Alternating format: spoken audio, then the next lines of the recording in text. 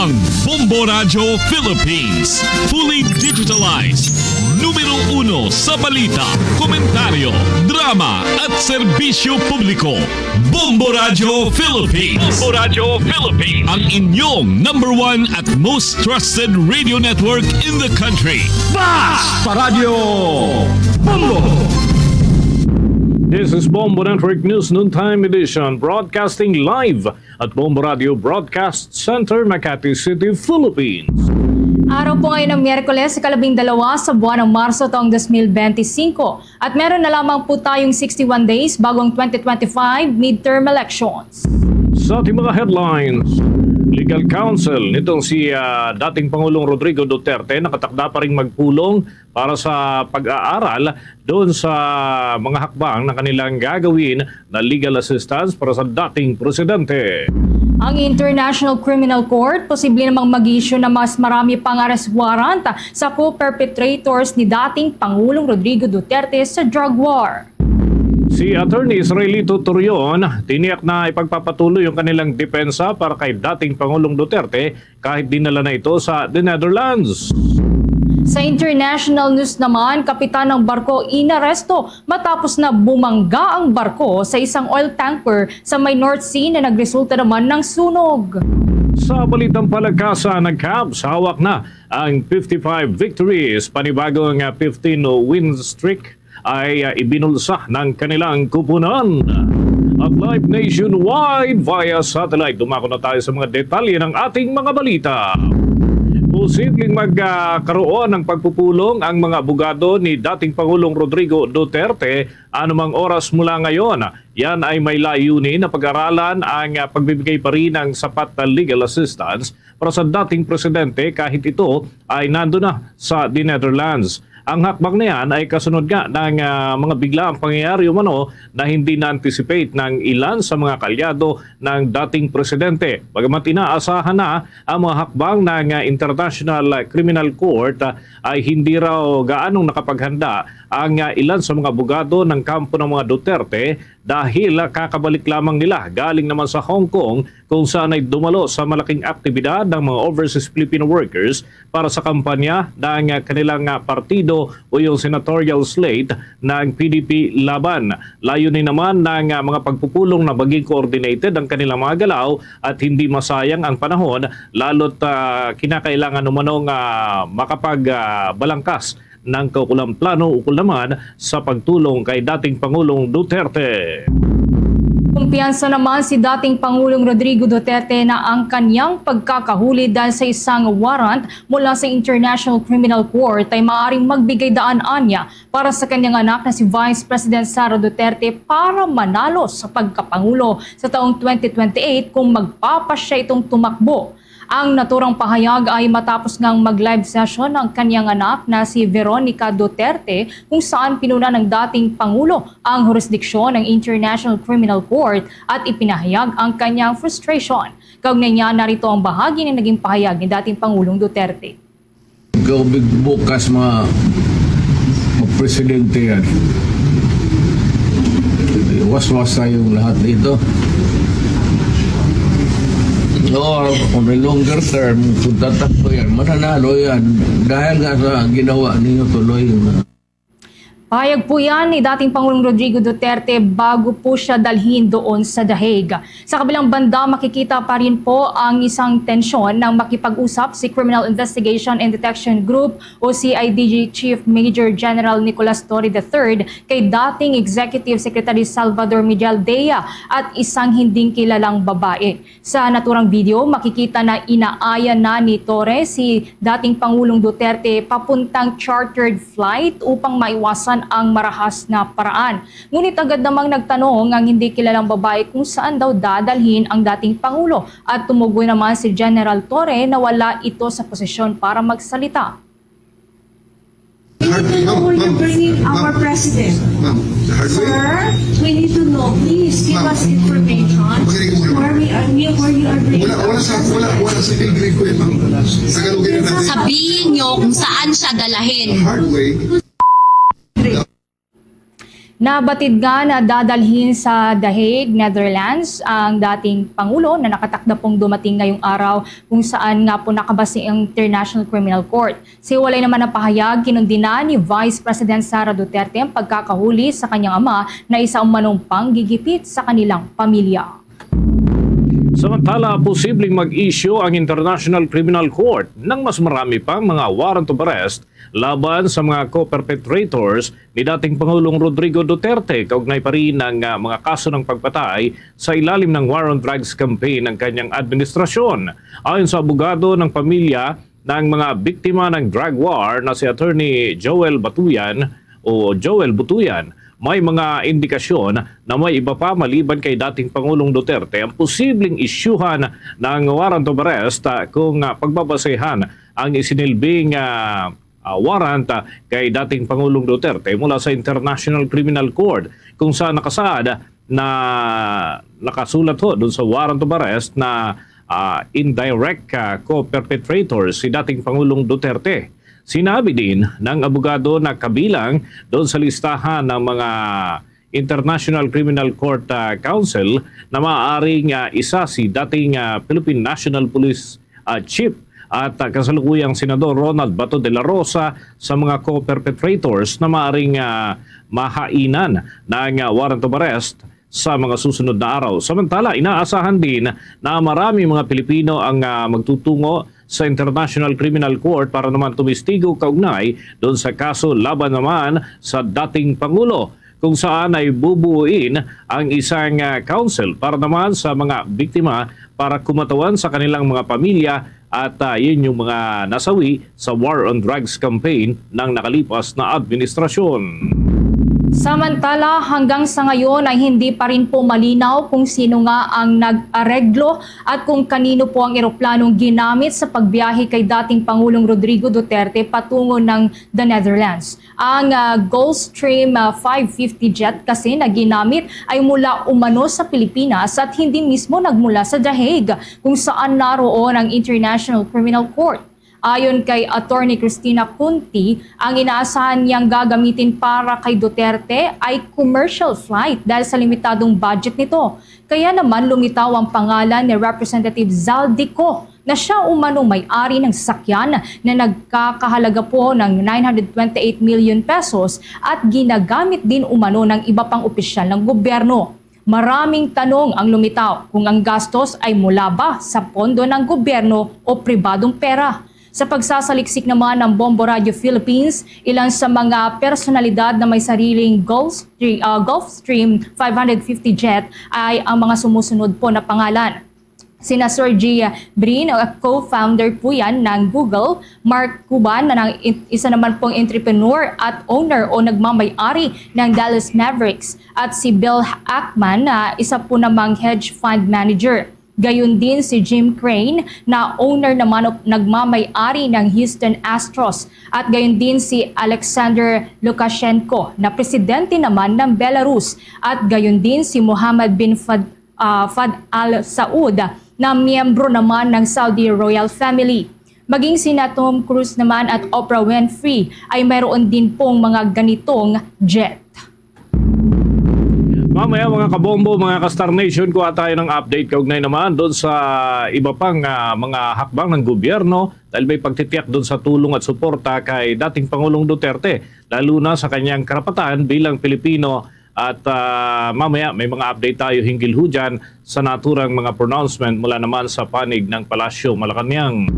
Sa dagdag na balita, inamin ni Vice President Sara Duterte na siya yung nagbigay ng payo kay dating Pangulong Rodrigo Duterte at maging sa kanyang kapatid na si Kitty Duterte na mag-ingat sa pagkain habang nasa holding area dyan sa Villamor Air Base nitong nalipas na araw.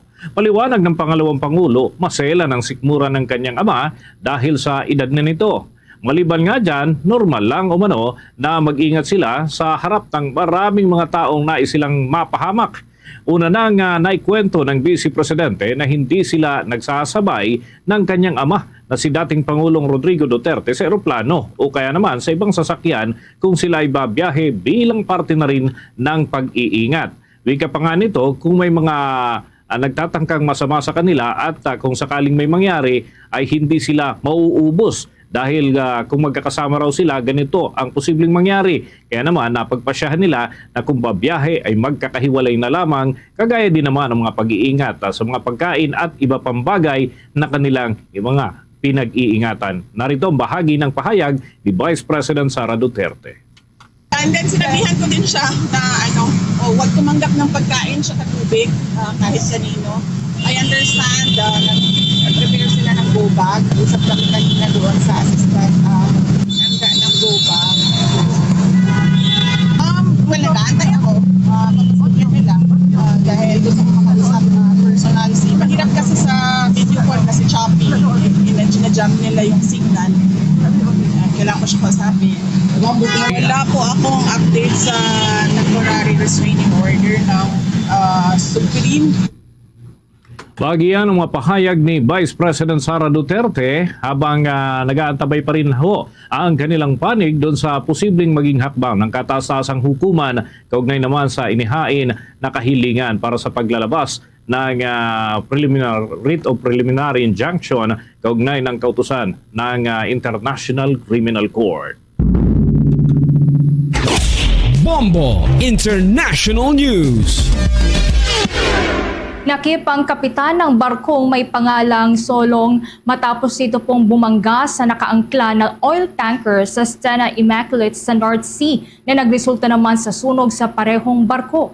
36 na katao ang nailigtas, ngunit nawawala ang isang crew member ng Solong na pinaniniwalaang namatay na. Sinimulan naman ng mga otoridad ng United Kingdom ang investigasyon sa insidente at inaresto ang isang 59 anyos na lalaki dahil sa gross negligence manslaughter na kaso. Ang pareho pong barko ay nagkaroon ng malaking pinsala at iniwan ng kanilang mga crew matapos ang nangyaring sunog. Ang Stena Immaculate naman ay may dala na 220,000 na bariles ng jet fuel na naging sanhi ng mga pagsabog matapos ang banggaan. Samantala, sa mga karagdagan pang balita, ang International Criminal Court Detention Center ay nasa Scheveningen o dyan po sa may Dahig para po sa mga taong inaakusahan ng krimen. Ngunit wala pa pong hatol na ipinapataw sa ngayon. Nabatid na binuo po ang International Criminal Court noong taong 2002 upang litisin ang genocide, mga krimen laban sa sangkatauhan at iba pang war crimes. Mayroong 12 po na selda ito, fitness room at sariling toilet. Ang bawat detainee sa pasilidad. Pinamamahalaanan po ito ng registrar ng International Criminal Court at sinisigurong maayos po maayos ng Red Cross ang mga kondisyon ng mga nakapiit doon. May access din po ang mga detainee sa pagkain, computer, at physical training. Yung computer po nila, wala po yung internet. At meron din po silang physical training para may pagpatuloy pa rin po ang kanilang mga legal na kaso o iba pa pong mga gampanin. Samantala, kuha muna tayo ng mga karagdagan report mula sa ating news team. Dako tayo dyan sa panig ng mataas na kapulungan ng Kongreso. Ang publiko ay pinapaalalahanan ng ilang senador na maging kalmado at mahinahon sa panahon ito na tumitindi yung emosyon at pagkakahati-hati dahil nga doon sa naging hakbang na pagpapaaresto ng International Criminal Court ito kay dating Pangulong Rodrigo Duterte. Alamin natin ang iba pang update mula sa Senado, si Bombo J.C. Alves. Nanawagan si Senate President Pro Tempore Jinggoy Estrada sa publiko na maging kalmado at mahinahon sa panahong ito na tumitinding emosyon at pagkakahati-hati. Pinalalahanan ni Estrada ang sambayan ng Pilipino na iwasan ng paggawa na namang uri ng karahasan, pagpapakalat ng maling impormasyon o paggawa ng aksyon na maaaring dahilan ng pagkakawatak-watak ng bansa. Sinabi pa ng senador, gaya ng sinumang mamamayang Pilipino, may karapatan si Duterte na dumulog at bilang abogado anya ay alam nito ang tamang hakbang na dapat gawin. Naniniwalang mambabatas na ang karapatan ng dating Pangulo ay rerespetuhin at poprotektahan. Dagdag pa, matibay at gumaganang justice system ng bansa, kaya tiyak ang senador na dadaan sa tamang proseso ang lahat at alinsunod sa mga umiiral na batas. Umapila naman si Senador Alan Peter Cayetano na ipagdasal ng Pilipinas ngayong tayo na sa crossroads o sangang daan. Ayon kay Cayetano na isa ring abogado, mahalaga na ang lahat ng judicial process, lahat ng remedies sa ilalim ng ating batas ay may pagkaloob sa dating Pangulo. Mahalaga rin anya na huwag mawalang tiwala at pananalig ng publiko sa pambansang pulisya kaya ipagdasal din anya ang kanilang hanay para gawin nila ang tama. So I'm not saying he shouldn't face that. I'm saying if the court says and it's all legal, yun, di ba? Hindi ako naniniwala na kung ano ang sigaw, kung ano yung majority, kung ano yung tama, di ba? So let me stop there and ask everyone to say a prayer. No, not for any specific group or political leaning. Say a prayer for our judicial system, say a prayer for our country. Inaresto si Duterte ng mga otoridad dahil sa mga krimen laban sa sangkatauhan. Lumipad na rin ang dating Pangulo patungong The Hague sa Netherlands para humarap sa International Criminal Court. Para sa Bombo Network News, ako si Bombo JC Galvez nag-uulat para sa number 1 and most trusted radio network in the country, Bombo Radio Philippines Basta Radio. Bombo! Samantala, kuha pa tayo ng karagdagang report. Ang local source code review para sa sistemang gagamitin sa halalan isasagawa po ngayong araw. Kaugnay yan, kuha po tayo ng buong detalye sa pag-uulat ni Bombo Isa Cotonero. Bombo Dennis, Bombo Ever, kasulukuyan ng nasa Vault Commission on Elections ang 4 na field source codes na mga gagamitin sa halalan. Ang Automated Election System, Election Management System, Consolidated Canvassing System at Online Voting and Counting System. Sinabi ni Commission on Elections Chairman George Erwin Garcia na handa na nila itong ideposito sa vault ng Bangko Sentral ng Pilipinas. Anya, hinihintay lamang ng poll body ang approval ng naturang bangko. Kaugnay pa nito, nakatakdang isagawa ang local source code review ng online voting and counting system. Ito ang pinakahuling na trusted build sa lahat ng system. Ayon kay Garcia, bagaman ang mismong international entity na PRO-VNV ay kumpiyansa na sa system na trusted build, kailangan din muna itong dumaan sa local IT expert, mga interest groups, citizen arm at iba pang stakeholders para matiyak na walang problema ang source code. Siniguro niya naman na kung may aberyang makita ay mabilis lang itong maayos ng international entity. Kaugnay niyan, pakinggan natin ang pahayag ni COMELEC Chairman George Erwin Garcia. Po talaga may local source code review. Una, mandato ng batas. Number 2, hindi rin po papayag ang COMELEC na walang source code review upang mapagbigyan naman po ang ating mga IT expert, ang ating mga citizens arm at saka yung mga interest groups natin, mga stakeholders na tingnan mabuti yung source code. Baka mga may secret instruction, baka naman may problema dyan, baka naman may mali. Samantala, sa iba pang balita, umaasa naman si Garcia na sa pagpapalit ng bagong liderato ng Bangsamoro ay mas mapapabilis pa ang pagkilos na naturang lugar patungkol sa reapportionment ng 7 seats mula sa Sulu. Binigyan din niya na isa ito sa dahilan kung bakit pinirmahan agad ang batas na nagpapaliban sa BARM parliamentary elections upang 80 pa rin ang iahalal na miyembro ng Bangsamoro at malaman yung 7 seats na mula sa Sulu kung saan ilalagay. Kaugnay niyan, pakinggan muli natin ang pahayag ni COMELEC Chairman George Erwin Garcia. Maasa po kami na itong bagong liderato po ng Bangsamoro ay kaagad nakikilos para po mas mapunan yung pong problema na yan dyan sa issue ng kailangan ng batas.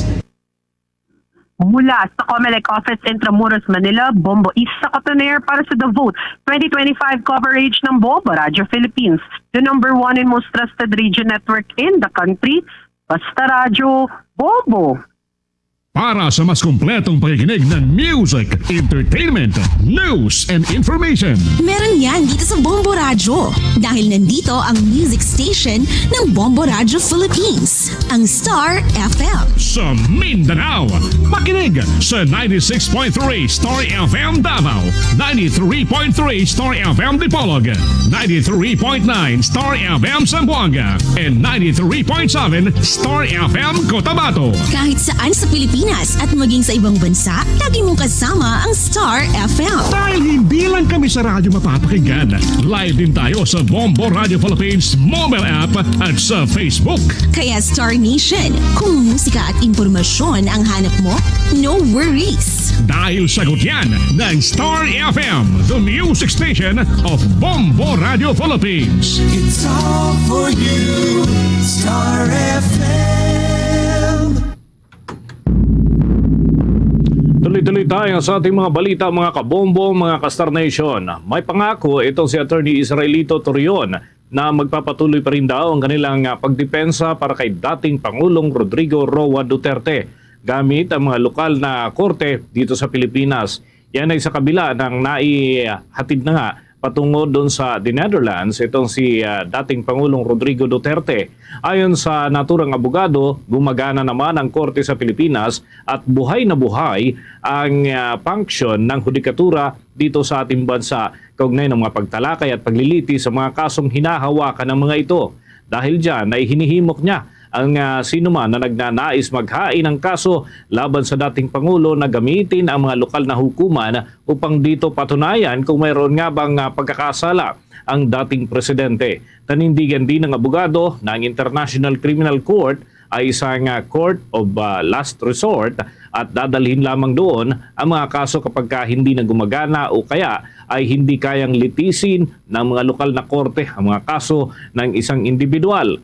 Muli ring binatikos ni Attorney Torion ang naging proseso ng pag-aresto at pagsisilbi ng warrant of arrest laban kay dating Pangulong Rodrigo Duterte sa hindi man lang anya ipinakita ang nilalaman ng naturang dokumento upang masuri sana ng mga legal counsel ng dating Pangulo. Kung maalala mga kabombo ay pinangunahan ng abogadong si Torion ang paghahain ng petisyon sa kataas-taasang hukuman upang hilingin sa hukumang iyan ang paglalabas ng isang temporary restraining order upang pigilan sana ang tuluyang pag-aresto at pagbiyahe papalabas ng bansa kay dating Pangulong Rodrigo Duterte, partikular na ang pagpunta doon sa headquarters ng International Criminal Court sa The Hague, Netherlands. Gayunman ay bigo nga na makakuha ng temporary restraining order ang kampo ng naturang dating presidente, partikular na yung kanyang mga abogado na sina Attorney Torion at iba pang mga abogado. Narito ang bahagi ng pahayag ni Attorney Israelito Torion. Pray hard for him so that his lawyers in Hague, Netherlands will be able to defend for his rights and they would be able to assert his rights in the court in Netherlands at saka ipag-pray din natin, idua din natin ang ating bansa. Bahagi ng mga pahayag nitong si Attorney Israelito Torion. Una na ring inihain ng abogado ang isa pang petisyon dyan sa Korte Suprema na naglalayon na ipatigil ang pakikipagtulungan ng gobyerno ng Pilipinas sa International Criminal Court at ideklara na unconstitutional ang anumang mga hakbang na ginagawa at pakikipag-ugnayan dyan sa naturang international body. Bago na tayo ng mga karagdagang update mula dyan sa Palasyo Malacanang. Ano kaya ang mga pronouncement ng panikunang Palasyo Malacanang hinggil doon sa mga kritisismo na ipinupukol din naman sa administrasyon kaugnay nga doon sa pagkaka-aresto dito kay dating Pangulong Duterte at iba pang mga usapin din dyan sa Palasyo Malacanang. May balita si Bombo Anali Soberano. Iniyak ng pamahalaan ang suporta at tulong kay dating Pangulong Rodrigo Duterte, partikular sa kanyang karapatan matapos siyang i-turn over ang kanyang kustodiya sa International Criminal Court matapos arestuhin kahapon. Ayon kay Palace Press Officer Undersecretary Claire Castro, sisiguraduhin ng gobyerno na hindi papabayaan ang karapatan ng dating Pangulo habang ito ay nasa ibang bansa. Dagdag pa ni Castro, kahit nasa ibang bansa ang dating Pangulo, handa pa rin siyang tulungan. Pero gayon paman, walang natatanggap na request ang pamahalaan na humihingi ng tulong ang kampo ng dating Pangulo. Pakinggan natin si Palace Press Officer Undersecretary Claire Castro. Usigin or kailangan magkaroon ng hearing sa ICC, hindi naman din po papabayaan ng ating gobyerno, lalong-lalo na po kung ito ay tungkol sa kanyang karapatan. Sino man, kahit hindi po dating Pangulo, basta po Filipino, makakaasa po yan ng tulong sa ating pamahalaan. Sa kabilang dako, pinasinungalingan naman ni Castro ang alegasyon ni Vice President Sara Duterte na kidnapping ang nangyari sa dating Pangulo matapos dalhin ito sa The Hague kagabi. Pagdiin ni Castro paano naging kidnapping ang kaso may inilabas na warrant of arrest laban sa dating Pangulo ang International Criminal Court na idinaan sa International Police o Interpol. Paliwanag ni Castro, ang pag-turnover kay dating Pangulo sa International Criminal Court ay bahagi ng commitment ng Pilipinas sa Interpol. Mula sa Malacanang, Bombo Anali Montaño Soberano nag-uulat para sa number 1 and most trusted radio network in the country, Bombo Radio Philippines, Basta Radio, Bombo.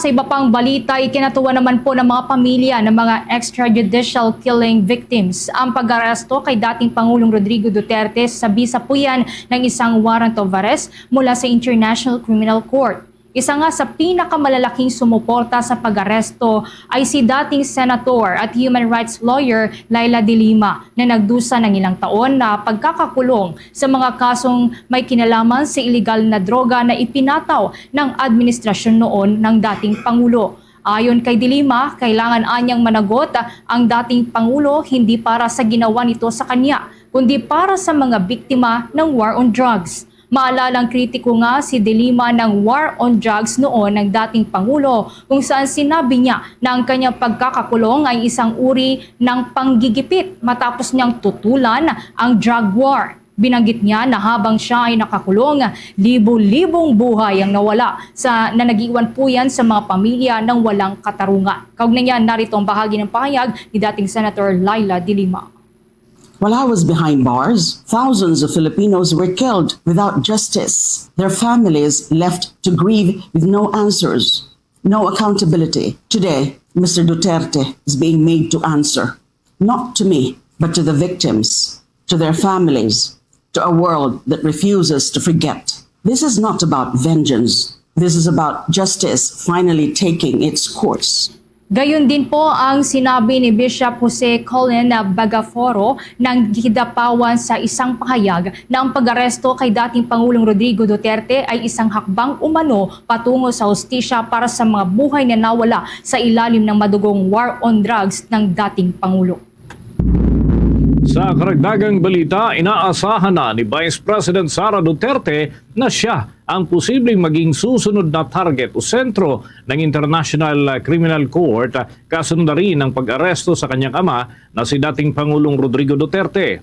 Ayon sa kanya, pinayuhan na rin niya siya ng kaniyang ina na mag-ingat dahil siya ang maaaring isunod na target ng International Criminal Court. Subalit handa naman daw ang kanyang panig na harapin ang lahat ng mga aligasyon na ibinabato laban sa kanya. Sa katunayan, nagsimula na raw ang kanilang kampo na maghanda ng kanyang mga abogado maliban pa kay dating Pangulong Rodrigo Duterte na nauna nang nagpresenta na maging abogado sa mga kasong kanyang kinakaharap. Saan pa nga ng Vice Presidente na mayroon silang libro bilang gabay sa kung ano ang kanilang gagawin at lahat ng kanilang mga research materials kaugnay naman sa International Criminal Court. Ibinahagi rin niya na ang kanilang drafted petition at yung kanilang legal team ang siyang tumitingin dito kasama na si dating Pangulong Duterte. Inamin naman ng pangalawang Pangulo na kanyang inaalala ang gagastusin dahil posible umanong malaki ang ilaang pondo para naman sa legal fees, bagamat kasama naman anya ang naturang mga pinaghahandaan sa kanilang mga hakbang, ngunit malaki pa rin ang gastusin sa pagkuha ng mga abogado, lalo na kung ito ay didinggin ng kaso sa ibang bansa. Samantala, kaugnay pa rin po sa mga balita kay Vice President Sara Duterte, lumipad na po ang Vice Presidente patungo po doon sa Netherlands kung saan po dinala ang kanyang ama na si dating Pangulong Rodrigo Duterte. Kaugnay niyan, may nagkalapang report si Bombo Kelly Cordero. Kinumpirma ng Office of the Vice President na bumiyahe bandang alas 7:30 ng umaga ngayong araw, March 12, si Vice President Sara Duterte papuntang Netherlands. Sa impormasyon mula sa OVP, lumipad ito via Emirates Flight number EK337. Kasama rin umano nito patungong Netherlands ang kapatid nitong si Congressman Paulo Duterte pero magkaiba ang flight na sinakyan. Wala pang karagdagang detalye sa kung ano ang eksaktong gagawin ng Vice Presidente pagdating ng Netherlands pero una nang iniulat na plano nitong kausapin ng mga abogado ng dating Pangulo. Matatandaan na kahapon, bandang alas 11 ng gabi, ibiyanahe sa naturang bansa ang kanyang ama na si dating Pangulong Rodrigo Duterte sa pamamagitan ng isang charter jet matapos itong arestuhin ng PNP-CIDG. Kasunod ng inilabas na warrant of arrest ng International Criminal Court laban dito dahil sa kasong crime against humanity. Sinubukan din ni VP Duterte na pumasok sa Villamor Air Base kagabi kung saan hinold ang kanyang ama pero hindi ito pinayagang pumasok. Ayon sa pangalawang Pangulo, isang state kidnapping ang ginawang pag-aresto ng ICC sa kanyang ama. Para sa Bombo Network News, Bombo Kelly Cordero nag-uulat para sa number 1 and most trusted radio network in the country, Bombo Radio Philippines. Basta Radio, Bombo! Karagdagan pa sa ating mga balita, naniniwala ang grupong Karapatan na ang tuluyang pagkakaaresto kay dating Pangulong Rodrigo Duterte ay unang bugso pa lamang ng kanilang tagumpay, lalo na ng biktima ng extrajudicial killing sa ating bansa na umano'y nangyari sa panahon na ipinatupad ang War on Drugs campaign. Sa panayam ng Bombo Radio Philippines kay Karapatan Deputy Secretary General Attorney Maria Sol Taule ay tinukoy niya ang pagkakaaresto sa dating Pangulo bilang simula ng umano'y pagbabayad sa mga kasalanan ng dating presidente dahil sa libu-libong buhay na nawala mula sa mga biktima ng malawakang patayan dahil naman sa war on drugs. Ayon sa abogado, natutuwa ang maraming mga kaanak ng mga biktima ng extrajudicial killing sa naging pangyayari at nagpaabot din ang mga ito ng pasasalamat sa tuluyang pagkakaaresto ng dating presidente. Mahabang panahon anya ang ipinagluksa ng mga ito at umiyak sila ng mahabang panahon dahil nga sa sinapit ng kanilang mga mahal sa buhay na nasawi sa naturang period at yung kanilang mga kaanak ay hindi na nabigyan pa ng due process at napaslang ang mga ito sa ilalim ng kampanya ng gobyerno. Bagamat dadaan pa sa trial o kaya ay paglilitis, sinabi ng abogado na malaking bagay na para sa kanilang panig ang tuluyang pagkakaaresto ng dating presidente ng Pilipinas at pagdadala sa naturang dating opisyal doon sa The Hague, Netherlands, kung saan naman nakabase ang International Criminal Court. Narito pa ang bahagi ng panayam ng Bombo Radio kay Karapatan Deputy Secretary General Attorney Maria Sol Taule. It's a step towards justice po. Malaking bagay na nagsimula na tayo sa pagka-aresto ni President Duterte dahil napakarami po na biktima ng human rights violations, particular po dun sa war on drugs ni Duterte at even dun sa mga aktivista po na pinatay nung panahon ni President Duterte. Malaking bagay po ito sa kanila. Nakausap ko po si Nanay Leore Pasco, dalawa po sa anak niya ay pinatay po nung panahon ni Duterte kaugnay po dito sa war on drugs at wala pong pagsidlan yung mga pamilya dahil finally na-attain po nila itong level ng hustisya, although isa-subject pa po sa trial po si President Duterte, pero malaki na pong bagay ito, yung pagka-aresto sa kanya at eventually na pagkadala sa kanya diretso sa The Hague kagabi. Lagi nga yan ang mga pahayag ni Karapatan Deputy Secretary General Attorney Maria Sol Taule sa exclusive interview ng Bombo Radio. Sa kabila nito ay umaapila pa rin itong si Attorney Taule sa pamahalaan na isunod na hulihin at litisin ang umano'y mga kasamahan ng dating Pangulo doon sa nagawang krimen ng ipatupad ang War on Drugs campaign. Tinutukoy ng abogado ang mga tumulong umano sa pagpapairal ng kampanya ng Duterte administration noon laban sa illegal na droga tulad na lamang ng dating Philippine National Police Chief at kasalukuyang senador na si Senator Ronald De La Rosa at iba pang mga high-ranking police officials na nanguna sa drug war. Narito pa ang patuloy ng mga pahayag ni Karapatan Deputy Secretary General Attorney Maria Sol Taule. Bukod po dito, syempre, gusto natin na mahuli din at mapanagot yung mga naging kasabuat ni President Duterte nung panahon ng war on drugs. Kasama na po dito si Senator Bato de la Rosa, yung pong mga high-ranking police chief po natin, na officials nung panahon na yan. Sana po ay mahuli na rin agad-agad dahil hindi po sila dapat ma-spare dito sa krimen na ito na ginawa ni Duterte sa sambayan ng Pilipino. Bagi pa yan ang mga pahayag nitong si Attorney Maria Sol Taule. Dito pa rin ang grupong Karapatan na ituloy ang disbarment case laban kay dating Pangulong Rodrigo Duterte.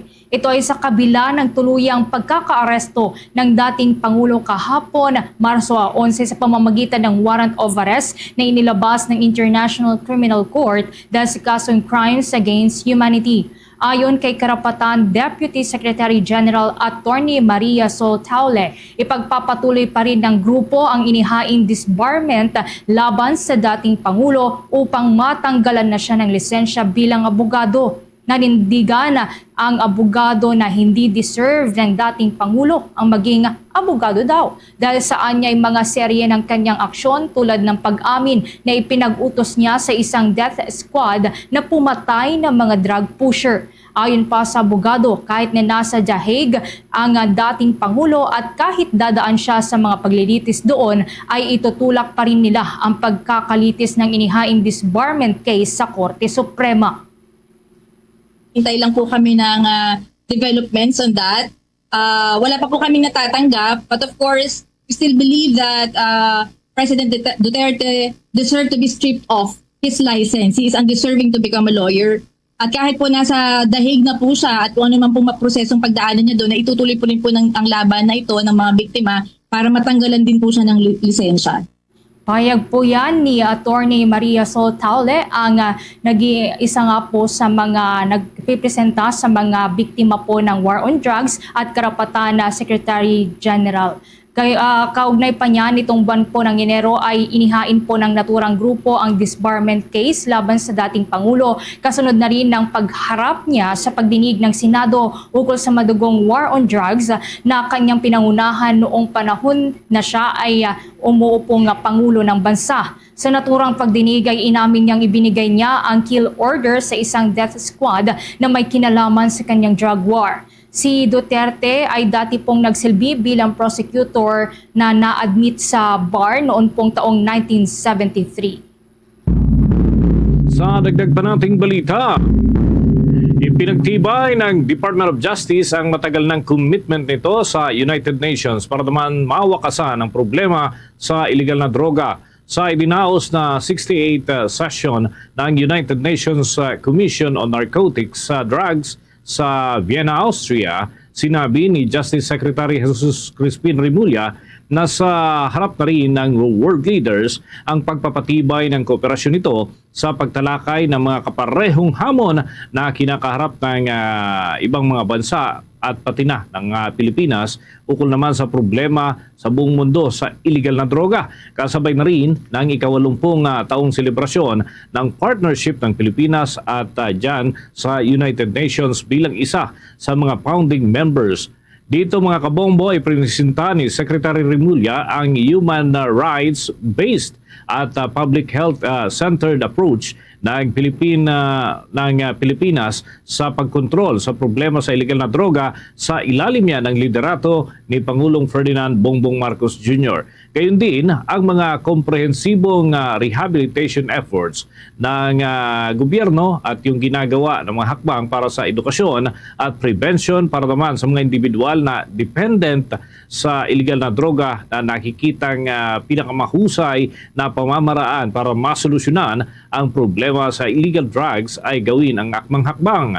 Matatandaan na sa ilalim ng pamumuno ni dating Pangulong Rodrigo Duterte ay ipinatupad ang tukhang o kaya naman ay war on drugs na pumulbos sa mga sangkot sa illegal na droga sa ating bansa at naging kontrobersyal pa nga ang naturang hakbang dahil na rin sa aligasyon ng extrajudicial killings kung saan nadamay ang ilang mga inosenteng buhay. Base nga sa data ng gobyerno noong taong 2022, nasa mahigit 6,000 ang naitalang nasawi sa mga isinagawang kampanya laban sa mga drug personalities. Iyan ay tumutukoy pa lamang doon sa mga drug suspect at simula noong taong 2016 o kaya nang maupo si dating Pangulong Rodrigo Duterte. Subalit ayon naman sa Human Rights Organization, nasa tinatayang 12,000 hanggang 30,000 na mga sibilyan ang napatay dyan sa naturang kasagsagan ng War on Drugs campaign. Samantala, kuha pa tayo ng karagdagang report at dyan po sa ating pong mga kasamahan dyan sa labas po ng ating himpilan. Ang CGG nagdaos po ng isang banal na misa bilang pakikisa sa naging pag-aresto kay dating Pangulong Rodrigo Duterte. Kaugnay niyan, may nakalap pang report si Bombo Bea Piniza.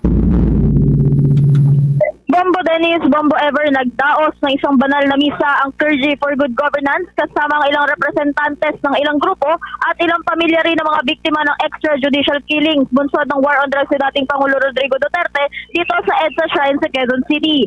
Ang misa ay pinangunahan ni Franciscan Father Angel Cortez na siya rin Co-Executive Secretary of Conference of Major Superiors in the Philippines at ni Father Robert Reyes na siyang convener ng CGG. Kung saan pasado alas 10 ng umaga ay nag-umpisa ang mismong banal na misa.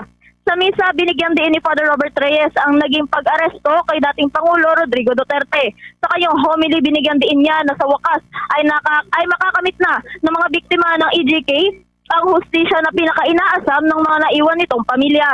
Ani pa ni Father Robert Reyes, sa wakas ay dumating na rin ang warrant of arrest mula sa International Criminal Court o ICC para sa wakas ay litisin na ang dating Pangulo sa mga naging kaso nito na may kaugnayan pa rin sa naging war on drugs ng kanyang administrasyon. Mabuti na lang din anya at umaksyon agad ang mga otoridad at hindi na nagpatumpik-tumpik pa. Kung nagdalawang isip kasi umano ang mga kapulisan ay maaaring puno na naman ng mga supporters ng dating Pangulo ang EDSA Shrine, sa kabilang banda naman ay hindi naman umano hahayaan ng mga tunay na nagmamahal sa bayan na mangyari ito dahil ani pa ng pari, mauuna na silang magsagawa ng programa para sa kanilang pakikisa sa magiging investigasyon sa The Hague. Kaugnay niyan, pakinggan natin ang mga bahagi ng pahayag ni Father Robert Reyes. Dumating na sa wakas ang warrant of arrest ng ICC para kay Pangulong Duterte. At buti na lang walang patumpik-tumpik inihatid sa Hague, Netherlands ang Pangulong akusado ng mga krimen laban sa sangkatauhan. Kung nagpatumpik-tumpik at naririto pa si Digong, maniwala kayo. Hindi natatakot ni Father Jerome ay baka nangyari. Mapupunuto ng BTS na naman. At kaya yung mga pulis nandiyan lang nakahanda. Baka mangyari ka naman. Huwag ka maganda Father Jerome. Bago mangyari yun, ang mga nagmamakulin at mga sa bansa ay tunahan sila. Samantala, Bombo Dennis, Bombo Everest, sa naging pahayag naman ni Franciscan Father Angel Cortez, binigyan din niya na hindi lamang isang legal matter ang pagkaka-aresto sa dating Pangulo. Anya, isa itong moral code para sa hustisya at katotohanan na siyang malapit na anyang makamtan ng mga biktima ng EJK. Kasama din sa naging pahayag ng pari ang kahalagahan na accountability tungo sa inaasam na pagbabago ng mga mamamayang Pilipino. Bahagi din na naging pahayag ni Father Cortez ang tungkol sa pagkamit naman ng hustisya. Anya, hindi dapat pili ang pagbibigay o paghingi ng hustisya at hindi dapat hayaang manaig sa sangkatauhan ang pagkakaroon ng impunity o patayan. Anya, lahat ng sangkot sa naging war on drugs ay kailangan ding papanagutin bilang bahagi din ito ng kanilang pagtanggap at pagbibigay ng accountability sa mga Pilipino. Kasunod dito ay nanawagan naman ang pari sa gobyerno ng bansa na makiisa sa ginagawang investigasyon ng International Criminal Court at maging sa mga arrest orders na maaari pang ihain ng naturang korte. Kaugnay niyan, pakinggan natin ang mga bahagi ng pahayag ni Father Angel Cortez. Duterte's ICC warrant is not just a legal matter. It's a moral call for justice and truth. Accountability is essential for healing and transformation.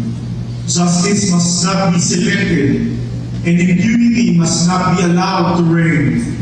Those who enable and carry out injustices must also be called to responsibility.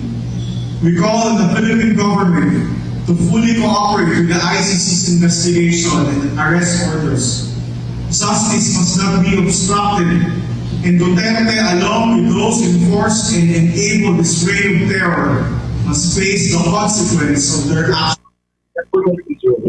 Sa ngayon, inaasahan naman natin, Bombo Dennis, Bombo Ever, batay sa nakalap nating mga impormasyon dito, no, na magkakaroon ng isang programa at kilos protesta ang mga taga-suporta ni Duterte kasabay ng maging ilang maging ilang mga grupo na pumapanig naman na litisin ang dating Pangulo sa ICC. Nagkaroon naman din ng iba't ibang programa ang ilang grupo sa iba't ibang bahagi ng Kalakhang, Maynila upang ipakita ang kanilang pakikisa sa naging pag-aresto kay dating Pangulo Rodrigo Duterte. Bombo Dennis, Bombo Ever. Okay, Bombo Bea, sa paglilibot ninyo sa ilang bahagi ng Metro Manila, may mga halintulad din ba na aktibidad mula naman doon sa iba pang mga grupo na nagdaraos din ng kagaya niyan na pagkilos sa Bombo Bea? Totoo yan, no, Bombo Dennis. Actually, sa bahagi ng Caloocan, may nagkaroon ng pagtitipon itong mga pamilya ng mga biktima ng extrajudicial killings ng war on drugs ni Pangulong Rodrigo Duterte nung nakaraang ng kanyang administrasyon. No? Dito nagtipon sila at nagbigay sila ng kanilang mga saloobin para kung tungkol doon sa naging pag-aresto kay dating Pangulo. At na ito nga ay kanilang ikinatuwa at labis na nananabik na sila na makamit yung hustisya na matagal na nilang inaasam, Bombo Dennis. Okay, with that, maraming salamat, Bombo Bea. Live mula dito sa Quezon City, Bombo Bea Peniza nag-uulat para sa number 1 and most trusted radio network in the country, Bombo Radio Philippines. Basta Radio, Bombo! Long night. Kailangan pang maghintay sa pagdating ng bagong araw.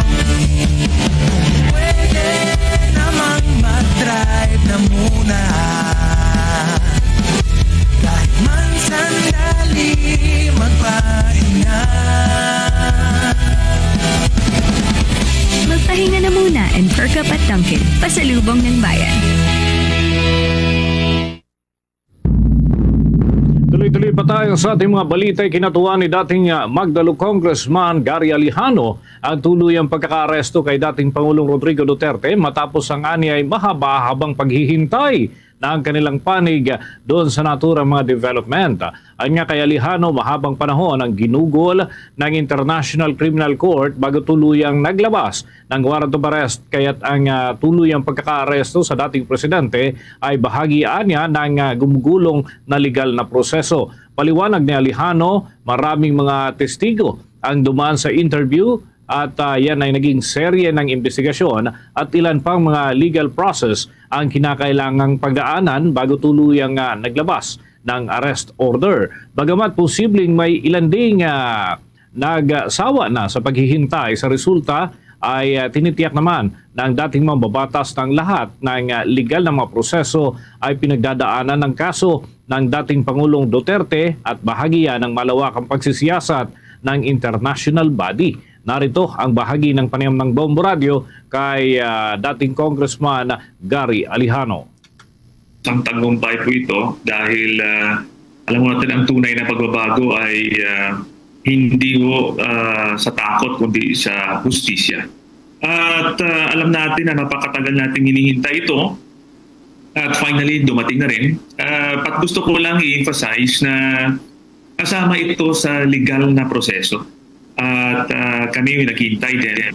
Nagkaroon ng investigasyon, nagkaroon ng pag-interview ng mga witnesses, kasama na sila ni Edgar Matubato, Arturo Las Cañas. Matagal na proseso, medyo nagsawa rin tayo sa paghihintay, pero it is the legal process. And I encourage the Filipino people na tingnan natin ito na tagumpay ito ng hustisya at ng demokrasya sa ating bansa. Kasabay nito mga kabombo ay hinimok naman ng dating mambabatas ang publiko na tingnan at obserbahan ang pagkakaaresto nga kay dating Pangulong Duterte bilang isang tagumpay. Katwiran nito, hindi nagawang panagutin ang dating presidente noong panahon na siya ay nanunungkulan sa kabila ng umano'y mga pagpahayag nito ukol naman sa mga kautusan ng ukol sa pagpatay doon sa ilang mga individual, lalo na yung mga sangkot sa illegal na droga. Binigyang diin ni Alejano ang kagustuhan nila na panagutin ng dating Pangulo sa pamamagitan ng inihaing impeachment complaint, ngunit agad na nabasura naman ito. Narito pa ang patuloy ng mga pahayag ni Congressman Gary Alejano. Nung panahon kasi na nakaupo pang administrasyon ni President Duterte, ay wala ho tayo napuntahan upang mapanagot ang administrasyon. In fact, we filed an impeachment complaint in 2017, pero alam naman natin na ibinasura ho kaagad yan. Wala naman ho pwedeng avenue para kasuhan ng isang presidente. Kaya dinala namin ho yan sa ICC. At ito na nga, nagbunga na nga. Although ito dahil mayroon pa namang paglilitis. And para sa mga human rights defenders, para sa mga biktima, pamilya ng biktima ng bloody and immoral drug war, tagumpay po hindi lamang sa amin kundi para rin sa inyo.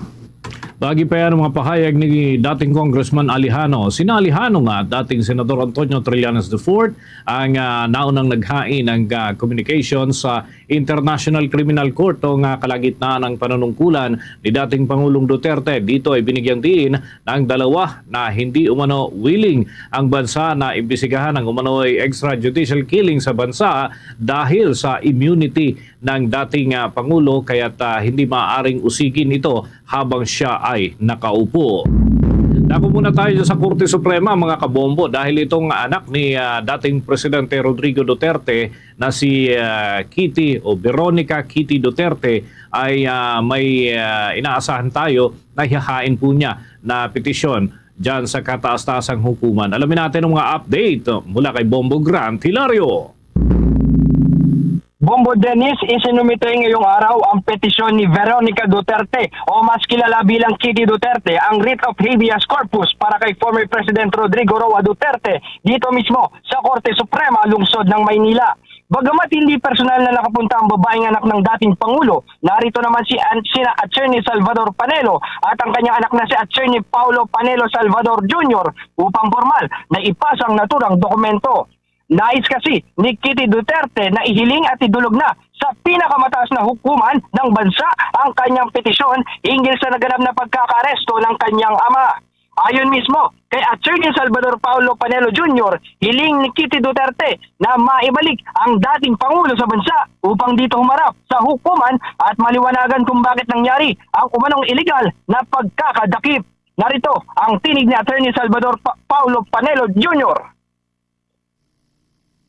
Kinidnap nila. So, ang hinihiling ni Ms. Duterte is utusan ang gobyerno na ibalik ang Pangulong Duterte, ipakita sa Korte Suprema, ipaliwanag kung bakit bigla na lang dinakip ang Pangulong Duterte na walang warrant of arrest na legal.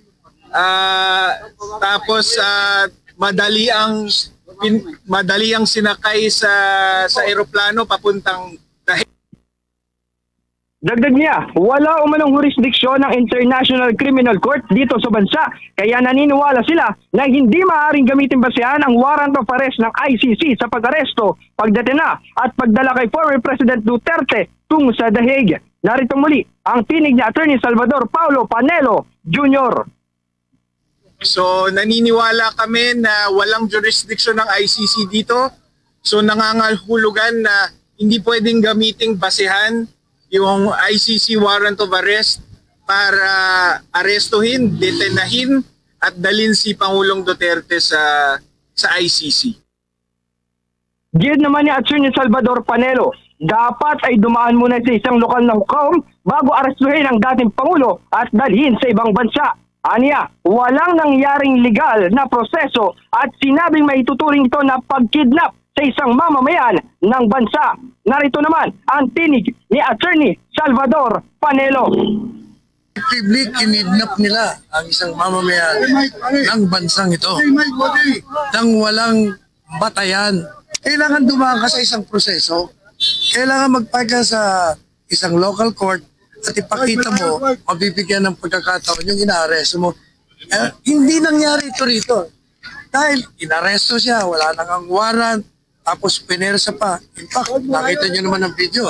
Literally, forcibly, talagang tinanggal siya at pinasok siya sa aeroplano.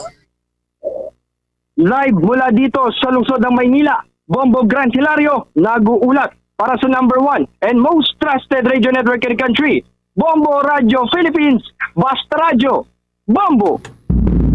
Sa puntong ito ng ating balita, dako na tayo sa mga nakalap na impormasyon ng ating mga himpilan sa iba't ibang sulok ng bansa. Yung legal counsel ni dating Pangulong Rodrigo Duterte ay nakatakdang magpulong para daw pag-aralan yung iba pang mga hakbang na nais po nila na maisakatuparan hinggil nga dyan sa kinakaharap na usapin nitong si former President Rodrigo Duterte. May impormasyon dyan ang Bombo Radio Kawayan. Nakatakdang magpulong ang mga legal counsel ni former President Rodrigo Duterte upang mabigyan ng sapat na legal assistance ang dating Pangulo matapos siyang arestuhin kahapon ng International Criminal Court o ICC. Sa exclusive interview ng Bombo Radyo Kawayan kay Atty. Silvestre Bello III, former DOJ Secretary at isa sa mga legal counsel ni Duterte, sinabi niya na hindi ginalang ng pamahalaan ang constitutional rights ng dating Pangulo gaya na lamang ng rights to counsel at rights to immediate assistance. Mismong siya na abogado ni Duterte ay hindi umano nabigyan ng pagkakataon na makita at makausap ang kanyang kliyente. Kung nagawaan niya ito sa dating Pangulo ay hindi malabong lapastanganin din ang karapatan ng mga ordinaryong mamamayan. Ayon kay Bello, dapat ipakita sa abogado ng isang akusado ang warrant of arrest ng kanilang kliyente bago ito arestuhin, ngunit sa sitwasyon umano ni Duterte ay walang ipinakita sa kanila na anumang mandamiento de aresto, kaya maituturing anya na iligal ang pag-aresto rito. Sisikapin naman nilang alamin ang katayuan nito ngayon, lalo na at mayroon itong problema sa kalusugan. Pag-aaralan naman nilang mga legal counsel kung susundan nila sa The Hague, Netherlands si dating Pangulong Duterte. Alam mo, kailangan matinding plano ito kasi unang-una, yung ating gobyerno hindi marunong gumalang sa mga karapatan ng tao. Hindi nakalimutan nila yung mga constitutional right of every person in our country. Gagaya ng right to counsel, right to immediate medical attention or assistance. Biro mo, ako abogado ni former President Duterte, hindi ko man lang makasalubong, hindi ko man lang makausap. Samantala sinabi sa akin ni General Marbil na as counsel of former President Duterte, pagdalhin namin siya sa krame through doon sa poster, isasama ko kayo. Yun lang ang sinabi, hindi naman natupad. At iyan ang ulat mula rito sa Bombo Radyo Kawayan. Para sa Bombo Network News, ako si Bombo Jamaica Barbas. Para sa number 1 and most trusted radio network in the country, Bombo Radyo Philippines. Basta Radyo, Bombo. Ang Philippine National Police naman nagbabala sa mga kapulisan kaugnay po yan sa lumalalang heat index sa may Western Visayas. Kuha po tayong detalye sa pag-uulat ng Bombo Radyo Iloilo. Nagpaalala ang Philippine National Police sa Western Visayas sa kanilang mga tauhan, lalo na mga nagpapatrolya o nasa field, na mag-ingat sa tumataas na heat index sa rehiyon. Sa panayam ng Bombo Radio Iloilo, kay Police Lieutenant Colonel Arnel Solis, tagapagsalita ng Police Regional Office 6, sinabi niya dapat magdala ng inuming tubig ang mga pulis at sumilong kung kakailanganin upang maiwasan ang posibleng epekto ng init. Dagdag pa niya, maaring magdulot ng heat stroke, atake sa puso at heat exhaustion ang matinding init ng panahon, kaya mahalagang mag-ingat ang mga nasa serbisyo. Samantala, pinag-aaralan rin ng pulisya ang posibilidad ng muling pagpapasuot ng short pants at mas komportableng uniforme sa mga pulis upang mabawasan ang epekto ng init habang sila ay nasa duty. Batay sa ulat, pumapalo sa halos 40 degrees Celsius ang heat index sa iba't ibang bahagi ng Western Visayas. So far naman po sa ating mga different PNP units, meron po tayong health desk and may in charge po tayo dyan na nagmomonitor ng health situation or health status ng ating mga PNP personnel. And alam naman po natin kung sino po yung mga kasamaan po natin na may karamdaman. And dapat po closely monitor yan and tingnan po nila kung ano yung mga pwede nila magawa para ma-ensure na magiging safe po yung ating mga kasamahan. Si Police Lieutenant Colonel Arnel Solis para sa Bombo Network News. Ito si Bombo Christian Hetchanova Losada para sa number 1 in most trusted radio network in the country, Bombo Radio Philippines. Basta Radyo, Bombo! Sa mga karagdagan pa ho nating balita, si Pangulong Marcos daw ay may responsibilidad sa pagkakaaresto ni dating Pangulong Rodrigo Duterte at sa pagsisilbi ng warrant of arrest na anila ay minadali sa naturang proseso. Meron daw mga nakaligtaang steps. Ano kaya ito? Alamin natin yan sa nakalap naman na impormasyon ng Bombo Radio Dagupan. Hindi maaaring takasan ni Pangulong Ferdinand Bongbong Marcos Jr. na siya ay may responsibilidad sa pagkakahuli kay dating Pangulong Rodrigo Duterte matapos maghain ng arrest warrant ang International Criminal Court o ICC at dalhin ang dating Pangulo sa The Hague, Netherlands. Marahil ay mariin itong pinabulaanan na ang nangyaring pagkakaaresto kay Duterte ay hindi dahil sa kooperasyon ng gobyerno sa ICC, bagkus ay dahil tayo ay obligado sa Interpol. Sa panayam ng Bombo Radio Dagupan kay Atty. Michael Henry Yusinko, isang political analyst, ang pag-cooperate ni Pangulong Marcos Jr. sa Interpol ay isa na ring pag-cooperate sa ICC. Bagamat ang Interpol ay hindi kumikilos mag-isa, bagkus ito ay acting in behalf ng ICC at naatasan na magsilbi ng arrest warrant laban kay Duterte. Anya na ang pagpayag ng gobyerno sa paghuli sa dating Pangulo ay mistulang nakikipag-cooperate na sa ICC mismo. Bagamat hindi na bahagi ang bansa sa ICC, ang subject matter ay nasa ilalim pa rin ng kanilang jurisdiksyon noong miyembro pa ang bansa. At anya, ang pagkikipag-ugnayan ng gobyerno ay hindi naman maituturing na mali o unlawful. Subalit malinaw na ang minadali at paspasan na pag-aresto kay Duterte ay nagpapakita na may mga steps o hakbang na hindi nasunod na nakasaad sa Rome Statute. Hindi rin nagkaroon ng oras ang Supreme Court upang makapag-issue ng Temporary Restraining Order o TRO at hindi na napigilan ang paghatid sa dating Pangulo sa Netherlands. Kaya nahuli si Pangulong Duterte ng ICC dahil pumayag si Pangulong Marcos. Hindi niya pwedeng takasan yung responsibilidad na yon. Na desisyon niya yon at kaya nangyari yon ay dahil napagpasyahan niya na makipag-cooperate sa ICC. Para sa Bombo Network News, mula dito sa Bombo Radio Dagupan, Bombo Oliver Dacumus nag-uulat para sa number 1 and most trusted radio network in the country, Bombo Radio Philippines. Basta Radio Bombo! Mga kabombo, mga ka-Star Nation, tuloy-tuloy lamang sa pagsubaybay sa mga programa ng Bombo Radio Philippines. Sa bahagi po ng Visayas, masusubaybayan yung mga programa natin sa pamamagitan ng mga himpilan ng Bombo Radio kahit kayo nasa iba't ibang lugar. Pwede po ninyong matunghayan sa pamamagitan ng Bombo Mobile App, YouTube, TikTok at maging sa Facebook Live. Sa mga hiligay non-speaking, nariyan ang Bombo Radio Iloilo, Bombo Radio Bacolod at Bombo Radio Roja. Sa mga Cebuano speaking, Bombo Radio Cebu. Sa mga Akyanon, Bombo Radio Kalibo at sa mga Waray, Bombo Radio Tacloban. Mga kabombo Castor Nation, sa gitna po ng mga kaganapan ngayon sa ating bansa, amin po kayong hinikayat na samahan po kaming manalangin ng Orasya Imperata for Peace. God, our Heavenly Father, Lord of peace and justice, we humbly come before you during this time of escalating geopolitical tensions in our part of the world.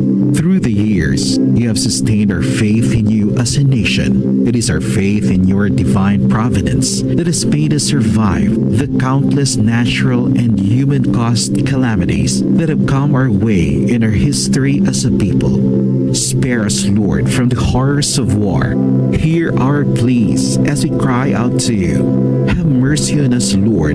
Rescue us from the malevolent forces that influence world leaders.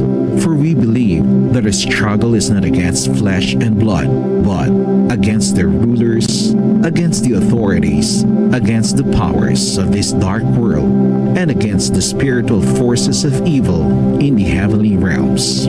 We pray for your leaders entrusted with making crucial decisions for our nation. We place all our hopes in you, seeking your forgiveness and mercy for the times when our fears and suspicions have tainted our perceptions with ethnic biases and prejudices verging on racism. We earnestly pray, Lord, that you make us instruments of your peace. Where there is hatred, let us bring love. Where there is injury, pardon. Where there is doubt, faith. Where there is despair, hope. Where there is darkness, light. Where there is sadness, joy. Through our Lord Jesus Christ, your Son, who lives and reigns with you in the unity of the Holy Spirit, God, forever and ever. Amen. Our Lady, Queen of Peace, Pray for us. Saint Michael the Archangel, Pray for us. Saint Joseph, Pray for us. Saint Francis of Assisi, Pray for us. Saint Lorenzo Ruiz, Pray for us. Saint Pedro Calungsod, Pray for us. Luzon, Visayas at Mindanao. Yan ang kalipunan ng ating mga balita para sa pantanghaling edisyon ng Bombo Network News mula sa Bombo News Center, Makati para sa number 1 and most trusted radio network in the country, Bombo Radio Philippines. Basta Radio, Bombo! 3 minutos na nakaligad sa takdan sining alauna. Welcome sa pagpangalagad sang Bombo Hanay sa Udtudri sa DYFM Bombo Radio Iloilo, ang flagship station sa the number 1 and most trusted radio network in the country, Bombo Radio Philippines.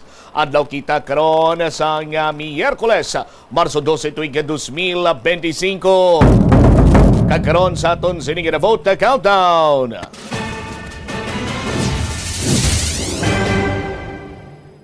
Sesentay 1 dias na lang kag-vote 2025 na. Sa gihapon ni mula gani mo ang Kurman Bombo Chama Blanco Veriari Madalaguan kag mga nagapaw na karon nga mga balita. Police Regional Office 6 naka-heightened alert kadungan sa pagserbis ang warrant of arrest kay former President Rodrigo Roa Duterte. Ang anak sining si Vice President Sara Duterte nagpadulong sa Netherlands. Hambal sa pila ka mga progresibo sa nga grupo, sila niya hindi dapat yang maglakat siya. Hindi niya dapat pagpalagyuan ang iya sa nga kaso. Samtang pila ka mga ordinaryo sa nga mga pumuluyo, hindi man pabor sa pagdakop sa anay presidente. Sa kangot pa nga mga balita, progresibo nga grupo nagpanawagan ilakipman sa investigasyon ang mga malapit sa kay former President Rodrigo Duterte. Sandig sa impormasyon nga nakuha sa Bombo Radio, ang masunod sa nga pagkaserbihan kuno sa warrant of arrest. Waisang liwan ang Senador Subong kaganay PNP Chief nga si Senator Ronald Abato de la Rosa kag si former PNP Chief Oscar Albayalde. Sa iban pagid sini nga mga balita kag impormasyon, Chairman sa Committee on Public Safety suportado ang panawagan ni Mayor Jerry Treñas nga ipatsikya ang mga electrical connections sa mga panimalay diri sa syudad sa Iloilo. Samtang blessing kag turnover sa siyam ka unit sa police patrol car ginpanigayon subong adlaw sa Campo Delgado. Muni padalakuan mga balita, issues kay impormasyon ng main sentro karon sa aton sining pagpangalangan diriman sa Bombohanay sa Udto.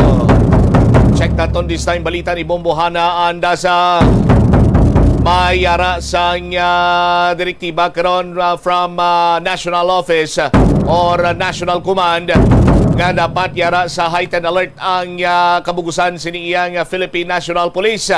Ini ang ginkonfirmar man sa bahin karon sa PRO6 ang nasambitan sining direktiba. Check naton si Bombohana anda sa Bombohana sa report. Please go ahead.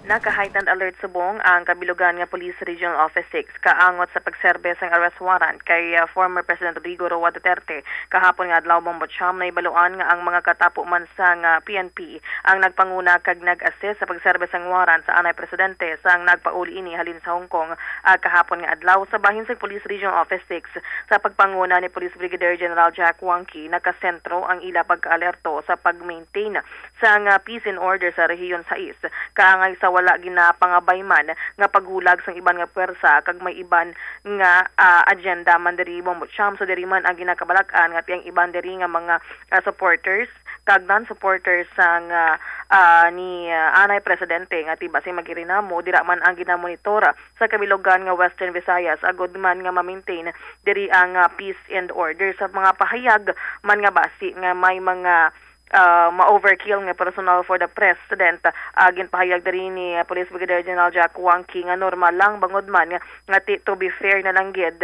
to give justice man nga importante man nga safe lang ang anay presidente kag wala na sa iban pang intensyon diri ang Philippine National Police. So diri man sa aton man diri nga pamangkot sa monitoring nila kay alin pa kang kahapon kung may mga convergence bala may mga lugar bala sang convergence nga na-identify na kag ila dirigin identify nga so far wala pagid sa may ma-identify man nga mahambal naton nga mga ipaidadlom na sa mga nakaalarma ang iniman nga resulta sa ining paghatag pagserbe sang arrest warrant kay former President Rodrigo Roa Duterte. So diri man ang pagpahanumduman sang Regional Director Police Brigadier General Jack Wangki sa mga pumuluyo kag sa mga supporters kag non-supporters, mga organized groups ngati akong may mga rally nga patigayunon, may mga picket protest abi nga patigayunon nga ti makipag-angot sa mga local government units kag sa mga otoridad nga mag-secure sang ilang permit agod man nga ti matalunsay lang kag wala lang sang gamu nga matuga man ang ining mga protesta kag nagarali man sa pila ka mga dalanon o kun iban pa nga lugar man diri sa Western Visayas. Yari bala kay pabati naton ang ining pahayagma ni Police Brigadier General Jack Wangki. Heightened alert kita subong. But no causal alarm daw kuan lang kita kay of course abala naman natin ang situation. We really have to protect we have to maintain as much as possible the prevailing peace and order. Kay we might not know basi may iban nga mga forces nga mag-take advantage and this will be again blamed to the government or possibly may iba sila mga agenda, yun ang iniiwasan natin. Yung sinasabi nila na may mga overkill ng security for the president, that's just normal. Kasi we really wanted our former president to be also secured and no other intention. Have you monitored possible convergence sir, in Western Visayas? So far, wala naman. Wala naman tayong kuan. But, of course, that's given na to our pagka may mga ganitong mga issues, automatic na yan yung ating yung monitoring natin dyan for possible convergence ng mga magrarally, mga ganun. They want to express their freedom of speech naman but minomonitor natin para at least it will be, kung meron mang ganun, it will be done accordingly. For example, magrarally sila, ibadaan nila sa legal, pag-seek sila ng clearance from the local government. Para at least kung legal naman, na-prove naman yung mga ganong mga gathering nila, bibigyan namin sila ng security. Nabatian diri Bombacham ang pahayag sa Regional Director sa Police Regional Office 6 sa Police Brigadier General Jack Wangki kaangot sa ilaman subong nga pag-alerto sa iniman nga natabo nga pagserbe sang warrant of arrest kahapon kay anay Presidente Rodrigo Roa Duterte. All right. Ini si Bombo Hana Mendoza Andasa para sa the number 1 in the most trusted radio network in the country, Bombo Radio Philippines. Basta Radio, Bombo. Salamat kina Bombo Hana Andasa. Sa kangot man sining nga balita, i-check ko naman this time si Bombo Jomar Villa kay si Congresswoman Brosas nagpahayag at hindi dapat pagbayaan ni Vice President Sara Duterte ang pungsod ng Pilipinas orang iya sining kaso or impeachment batok sa iya nga kung sa diin Sinday Sara no nagpadulong iya sa may sang the Netherlands kaupod sa iya sining mga abogado good nga istoryahon or inistoryanay dito kung anong mga videos posibles. Kag pila ka mga ordinaryo sining nga pumuluyo hindi man pabor sa pagdakop sa kaya former President Rodrigo Duterte.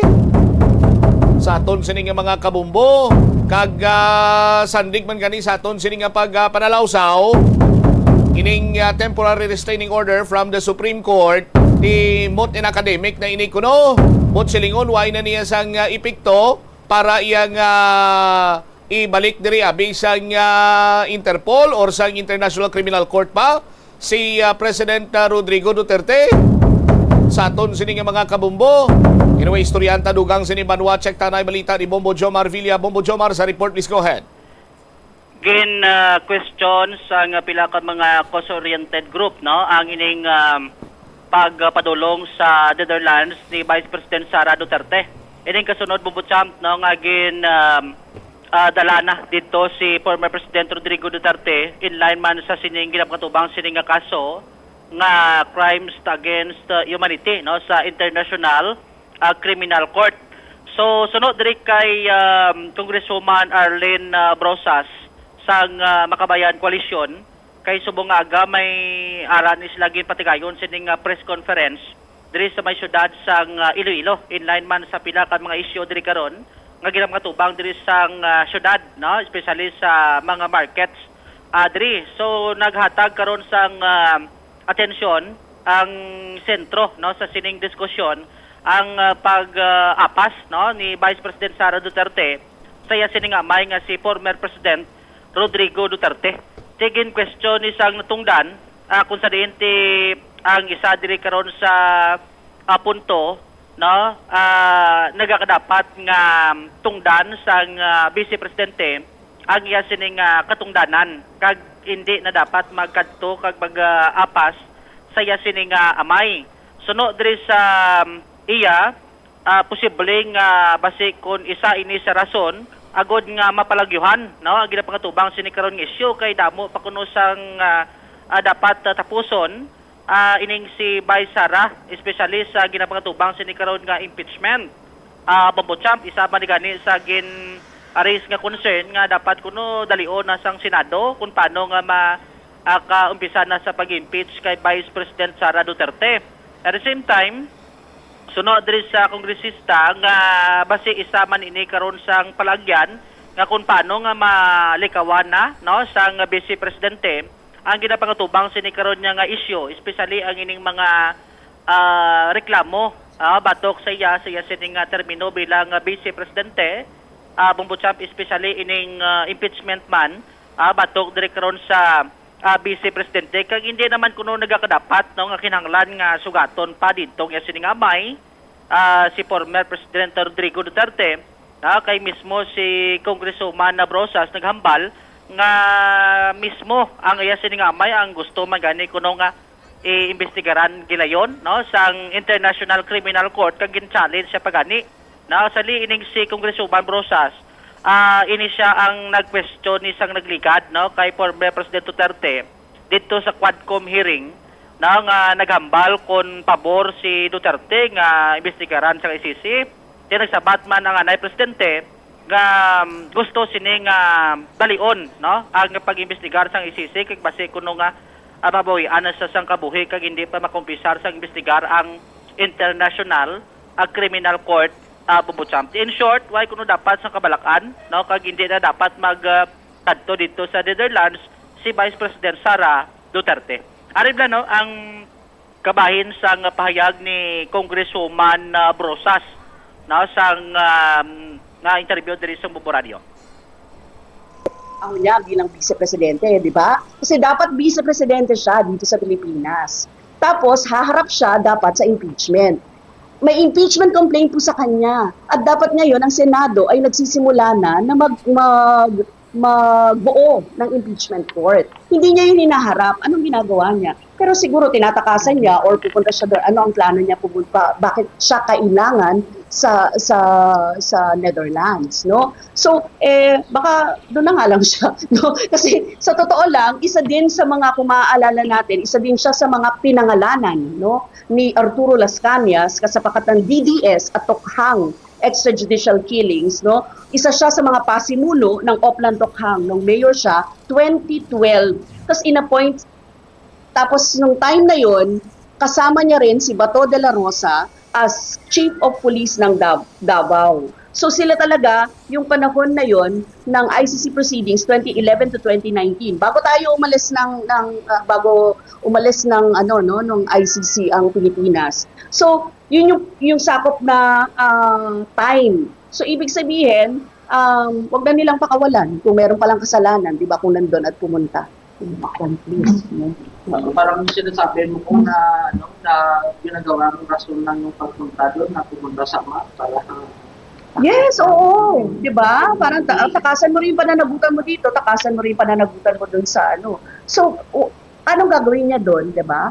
Malakas nga si Duterte, di ba? Sabi niya nga sa akin hurry up, ICC, di ba? Nung Quad Committee hearing, sabi niya sa akin, through you, tell the ICC to come here. And when they came here, ang sabi niya, mahina ako, kailangan kung medical, hindi ako papasok dyan sa na yan, hindi ako pupunta doon, di ba? Sinabi niya. So, ngayon, na hinaharap niya na yon, ano yun, di ba? So, ibig sabihin, talagang sinungaling. Kasi sinabi niya yun na haharap ako sa ICC sa mga crimes against humanity, tapos ngayon ganyan. Kaya itong pangyayari na ito, really, para sa mga biktima, ng extrajudicial killings, yung Rise Up for Rights and Life, yung mga simbahan ng Lupang Pangako kung saan napakarami ng mga biktima ng extrajudicial killings, tinukhang sila nung time na yon. Kaya ito talaga ay malaking bagay para sa kanila sa pagpapanagot. Pero syempre first step nga lang kasi kailangan pa natin talagang tulungan na sa ICC proceedings itong mga biktima. Grabe yung nila, umiiyak nga sila ngayon Ito yung mga matitindi. Next, sabi natin, hindi rin pwedeng ganun na ito lang. Siyempre, kailangan i-push din natin yung mga biktima ng human rights violations sa international humanitarian law ni Duterte, di ba? Kasi marami siyang pinatay na aktivista, marami siyang pinatay at binasakit. Bloody Sunday, Tumandok Massacre, ang dami na pong ginawa. So ito na yung panahon ng pagpapanagot sa kanya. Dugang padre karon sang natungdan ang ining pagdakop kag pagpadala dito sa Netherlands kay former President Duterte. Ang step forward bumbutsamp sa sining mga biktima, pamilya sang sining biktima sang extra judicial killing kag isa gani sa sentro kag ginapanawagan gid nila nga dapat mapreso gid ang anay presidente sa mga ginhimo sini kag do kasubong nga nagabaliskad ang paya sa iya sining pahayag nga tisubong gina pangatubag na sa anay presidente kun ano ang mga nobra sini nga hindi mayo sang iya sining termino bilang presidente diri sa pungsod Pilipinas. Aring kasugpo alipot lang ang kabahin sang pahayag ni Congresswoman Brosas. Ang panawagan po natin dyan, first of all, sabi natin, this is a step forward for the victims nung war on drugs and the extrajudicial killings na ginawa ng Duterte administration. Ito ay pagpapanagot, Kaya sa mga nagsasabi na dapat mag-people power, etc. at kung ano-ano pa, pag inalam mo yung case na ginawa ni Duterte, ng Duterte administration, ito ay hustisya na hinihingi ng mga biktima, ng mga bata na pinatay during the extrajudicial killings during the drug war na ginawa ng Duterte administration. Kaya actually, nagbubunyi ang mga humihingi ng hustisya ngayon. But at the same time, sabi natin, hindi siya enough. Kasi ang panawagan natin talaga ay ma-prosecute at ikulong si Duterte. Ano mang remedy? Actually, di nga natin makapakulong sa Pilipinas So, kinailangan pa talaga sa international. Kasi ang international, nakita niya na may basehan na dapat ipakulong itong klase ng ng tyrannical administration or pasista na klase ng pamumuno ni Duterte during the previous administration. So yun, first yung step forward, yung justice na kailangan ng mga mamamayan natin na biktima ni Duterte, sa kanyang mga polisiya to kill. Yun yung nire-reap niya na ngayon kung ano yung ginawa niya. Second, sabi natin, kailangan tuloy-tuloy na tulungan yung mga victims kasi sila ngayon ay haharap doon sa pagpapanagot. And kailangan ng mga pagtulong para makapunta yung mga biktima doon, makakalap ng mga kinakailangan ng prosecution panel doon, makatulong sa judges para matingnan nila ng mabuti kung ano yung ginawang crimes against humanity. Tapos, third, sabi natin, kailangan mapanagot, hindi lang siya. Siyempre, nagpapapanagot tayo, lahat ng mga cohorts, lahat ng nag-implement nitong policy na ito to kill and kill. Gusto nating sabihin, na talagang hahabol ang hustisya sa mga katulad nila, no? Etong mga monsters na ito, katulad ni Bato de la Rosa, katulad ni Sara Duterte, I believe pumunta na siya doon, ano? But anyway, yun at saka si Bongo na alam natin na naging bahagi yung reward system. Yun po lahat kasi ay ipinakita natin sa Quad Committee hearing ng Kongreso. So, yan yung mga naganap. Nabatian si Congresswoman Arlene Brosas ang makabayan na koalisyon. Tinamention to si Senador Bato kay ti isang termino ni Presidente Duterte nga nakagi ni siya pungko sa pagpumuno karon sang Philippine National Police at the same time sa sining war on drugs nga kampanya sang anay administrasyon Bumbuchamp. Sa piyak sining bahin magluwas to sa napulop mangkutan takina no nga pila ka mga naga-support man no sa anay presidente nakapulop mangkot man kita sini no ang iban nga mga pumuloyo no comment no kung bala anong reaksyon nila pabor sa pagdakop kay former President Duterte kag turnover na dito sa may International Criminal Court. May ari man naghambal nga hindi pabor kung sa dinti ang isa sini sa punto karon gado kasubong nga may ara sang pamolitika sunod sa likod sini suno kay alias Joe isa ka tricycle driver diri sa distrito sang Molo ang isa sa gidanantaw sini pamolitika na nalamudan sa pamolitika bangod nga umpisa lang to nga naglabuay no way na nagainsindihan nay ang Marcos kag Duterte so dito na nga naghabuyanay nagbaylohanay abis ang mga tinaga no kag hasta nga naglabot sa punto nga may ara sang pag-threat no sa bahin karon sang presidente halin man to kay Vice President Sara Duterte no ti sana ni kuno sa gidalantaw nga balos man sa administrasyon kung paano nga natigayon nga madakop kag maturnover sa International Criminal Court ang anay presidente Bumbuchamp bangod sa lamod pamulitika. Ari bla si alias Joe, tricycle driver sa may interview sa Bombo Radio. Ang reaksyon kaya gindumtan siya sa mga Marcos kubong kaya sa una may gap na sila nga binaway sila mo balos na lang nila kay Digong yung nubra nila. Ang tani pabayaan na nila ang ilang asawang si Digong kasi gulang na pila na nila pila na din na siya guro mapila niya katuig ya madulaan na siya galing kaging balusan nila tungod ka dumos na kay Digong. May araman ko no warrant to arrest kag sa kaso niya to sa ICC no. Damo yan nagkalalaki niya yung mga presidente ngaging pang priso buyan mang yapon mula man na daw kahakalan nila niya mga amo niya kay tungod mong labas pa yung pagdumot nila kay Duterte. So balik ka pati ikaw pamulitika na siyempre kay nagbalos yung Marcos kay Duterte mo kay siya una ang pag yung anuan lang ang tatay sa Marcos hindi na palubong mula sa mula nga bayani ng mga libingan nila. Siya ulit yung palubong laging bawi naman nila bong kaya muna ganinaway na parte sa muna politika ano supporter ka ni former President Duterte? Hindi ko supporter galing sunod lang ko isang nilaya nga balita ko istorya niya nga muna yung pre kabalo ka man kung paano lang presuho mo na tigulang nga niya dapat sa balay na siya ng pamilya ya. Sige. Gano nga? Si alias Joe Bumbuchamp isa man ka pumuluyo diri karon sa syudad sang Iloilo. All right. Ini si Bombo Jomar Consumo Villa para sa number 1 most trusted radio network in the country, Bombo Radio Philippines. Basta Radio, Bombo! Salamat gid Bombo Jomar Villa sa imo sini iyang follow-up report.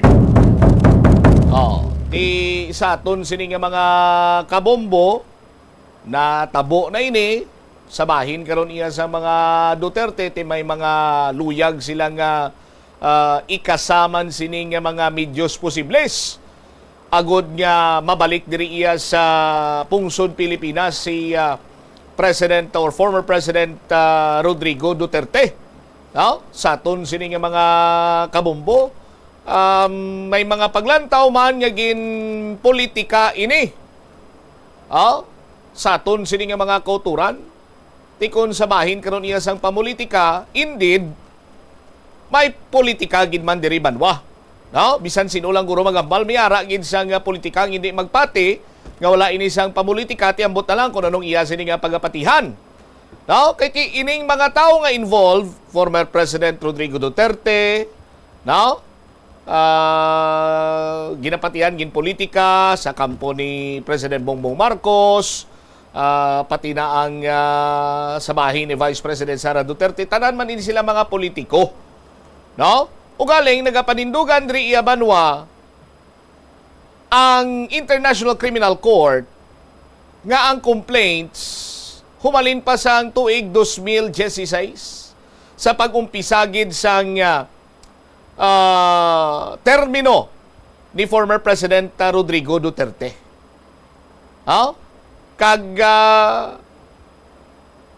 Nagtiwalag sa Rome Statute ang Pungsod Pilipinas 2019.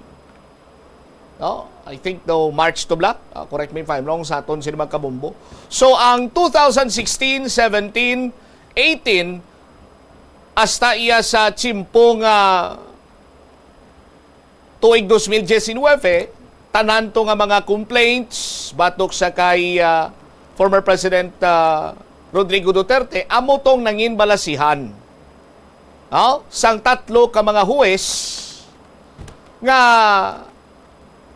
nagpirma sining warrant of arrest sa aton sining mga kauturan. Amo iniiya ang eksplanasyon sandig sa sining gintunaan sang pagwa sang warrant of arrest karon sa kay former President Rodrigo Duterte. Di madamo man sang nagpagwa sang ila sining opinion, no, natuhoy sa sining natabo.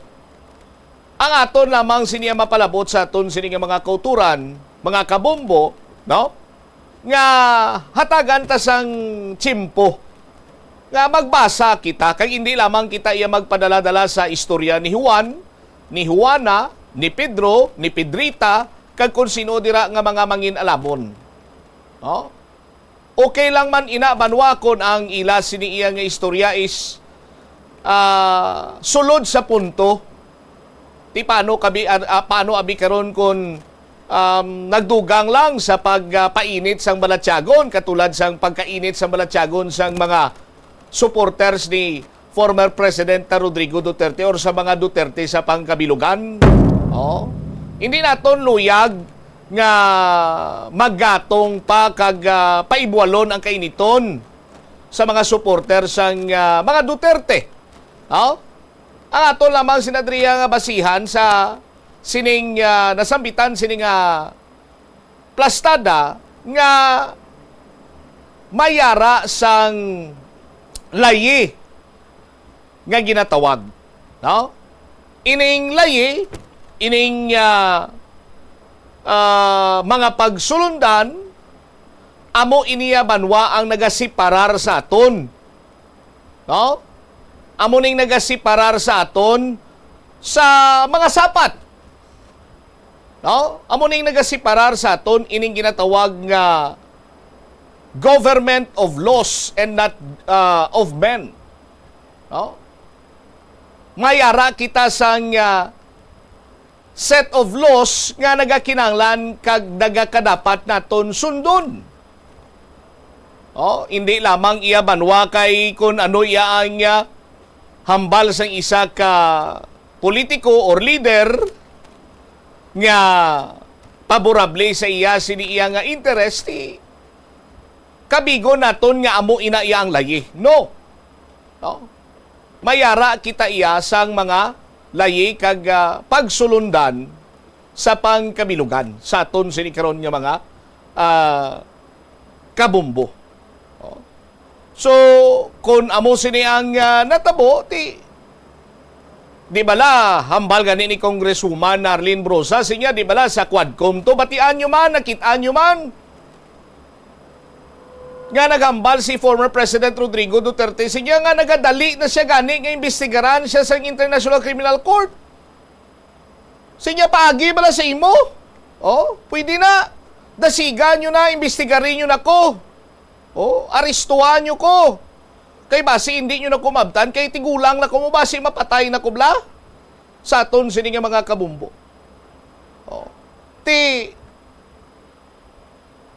Nangin minatuod ang ginapangayo ni former President Rodrigo Duterte nga imbestigaran siya sa International Criminal Court. That is why nga tinatigayon ng pagserbis ang warrant of arrest.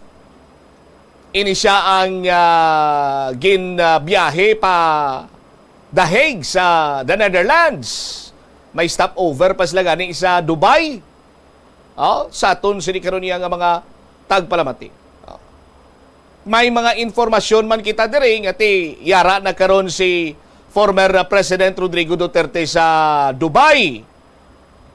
Kagati siguro connecting flight ni padulong iya sa The Hague sa the Netherlands.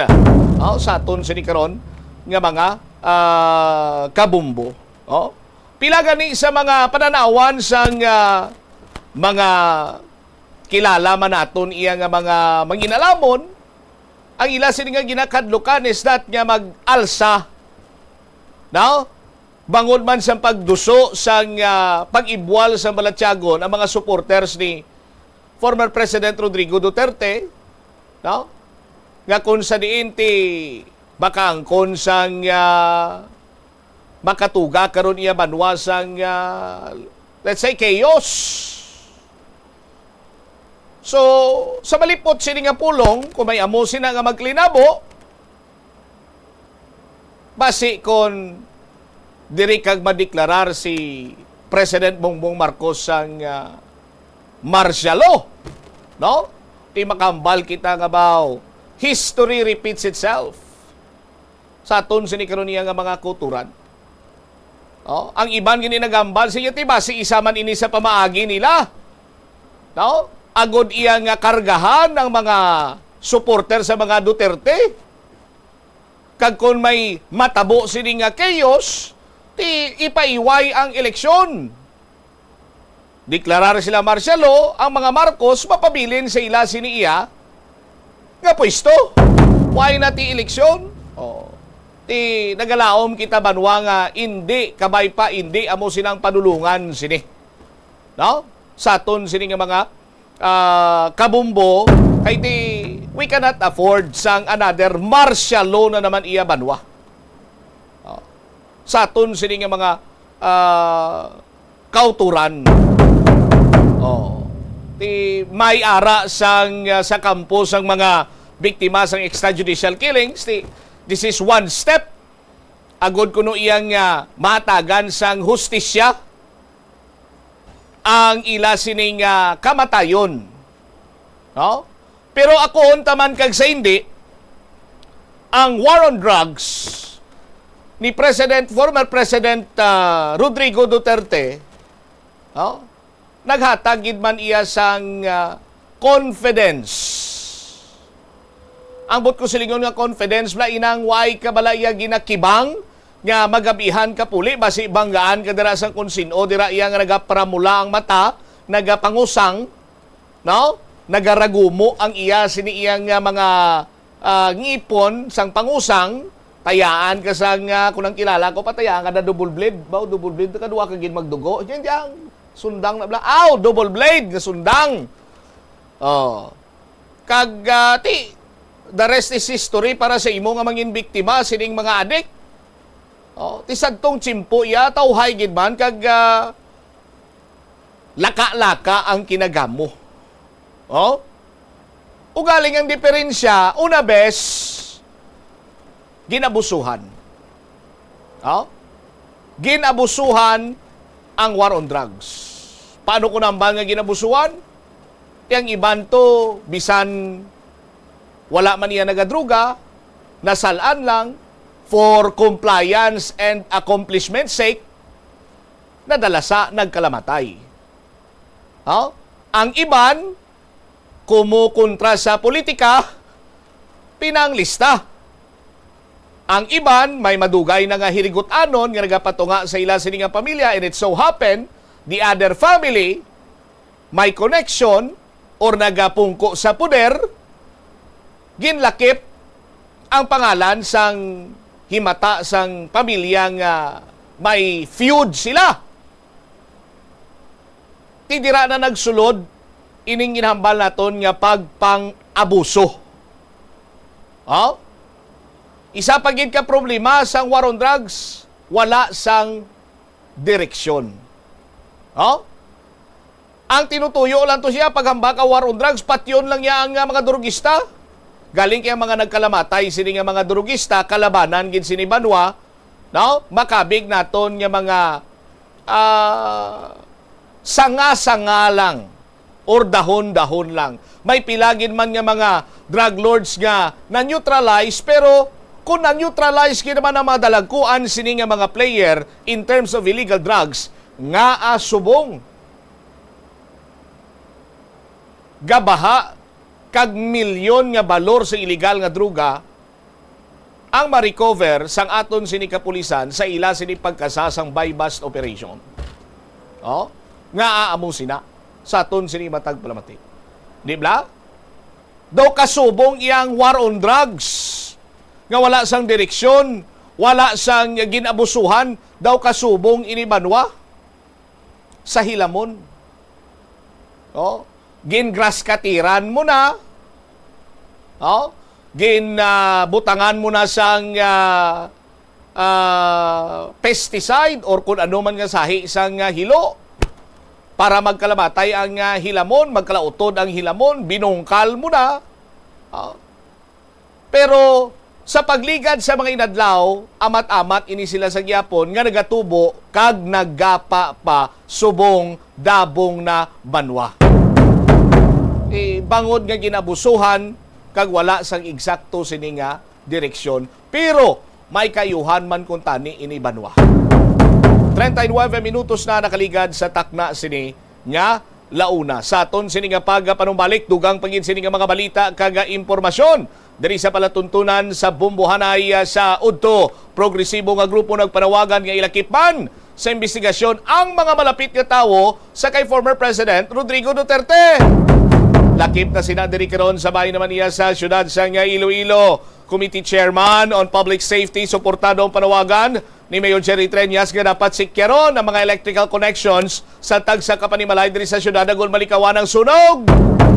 Balikan tayo ni matapos ang pila ka-importante nga mga panumdumon. The Farmers Bazaar, your traditional public market with the touch of Plazuela Dos, ang isa ka lugar nga gintukod sa tion kag sa kasagsagan sa COVID-19 pandemic nga may tinutuyo nga maghatag sa imo sang safe marketing experience. Subong nga ang COVID-19 hindi na gid man dako nga pamahog kag nagapakadto na kita sa next normal. Rest assured nga ang Farmers Bazaar will further evolve agud nga magpadayon sa paghatag sa inyo sing satisfying marketing experience. The Farmers Bazaar sa lower level, tara na pahamtang ang fish, poultry kag meat section para naman sa inyo mga kinahanglanon nga prutas, utan kag iban pa, magbisita sa upper level, pinaagi sa paggamit sa hagdanan o kon sa pagkadto direkta sa parking lot. The Farmers Bazaar, your traditional public market with the touch of Plazuela Dos.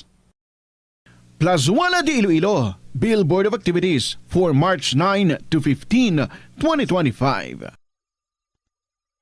Rock and many of your favorite pop songs ang saliwat nga maginiinyo sa Marso 15, Sabado sa Concert at Plaza. Kaupo ng Rock Station Band, kicking off alas 6 ng gabi. Sa tion sa musical show, napulo ka mga matahom nga Plazuela de Iloilo, special edition mags kag madamo pa nga iban ang igaparafol sa mga suki sa Plazuela de Iloilo. Sa Marso 16, Domingo, ginaagdang tanan nga mangin kabahin sa Eucharistic celebration nga pagahiwaton sa Latolda sa mga adlaw alas 11 sang aga.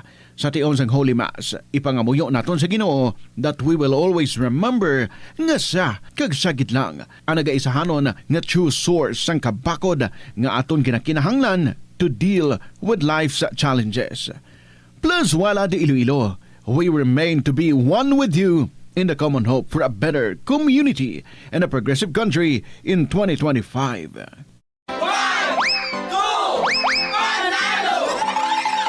Eto na ang nanalo ng 1 million pesos in cash. Po si Annie Cabrera, 59 years old, nakatira sa 476 Animal Bar, Davao City. Nanalo ng 1 million pesos sa 1 to Panalo Part 3, Part 23 promo ng Bombo Radio Star FM. Ang birthday bilang proof of purchase, malaking tulong sa akin ang aking napanalunan upang ako'y makabili ng aking mga gamot, pambayad ng utang na pinagamot sa tatay ko at syempre, pambili rin ng bagong eyeglasses. Maraming salamat sa Diyos at sa Bombo Radio Star FM. Basta Radio, Bombo, Star FM is all for you.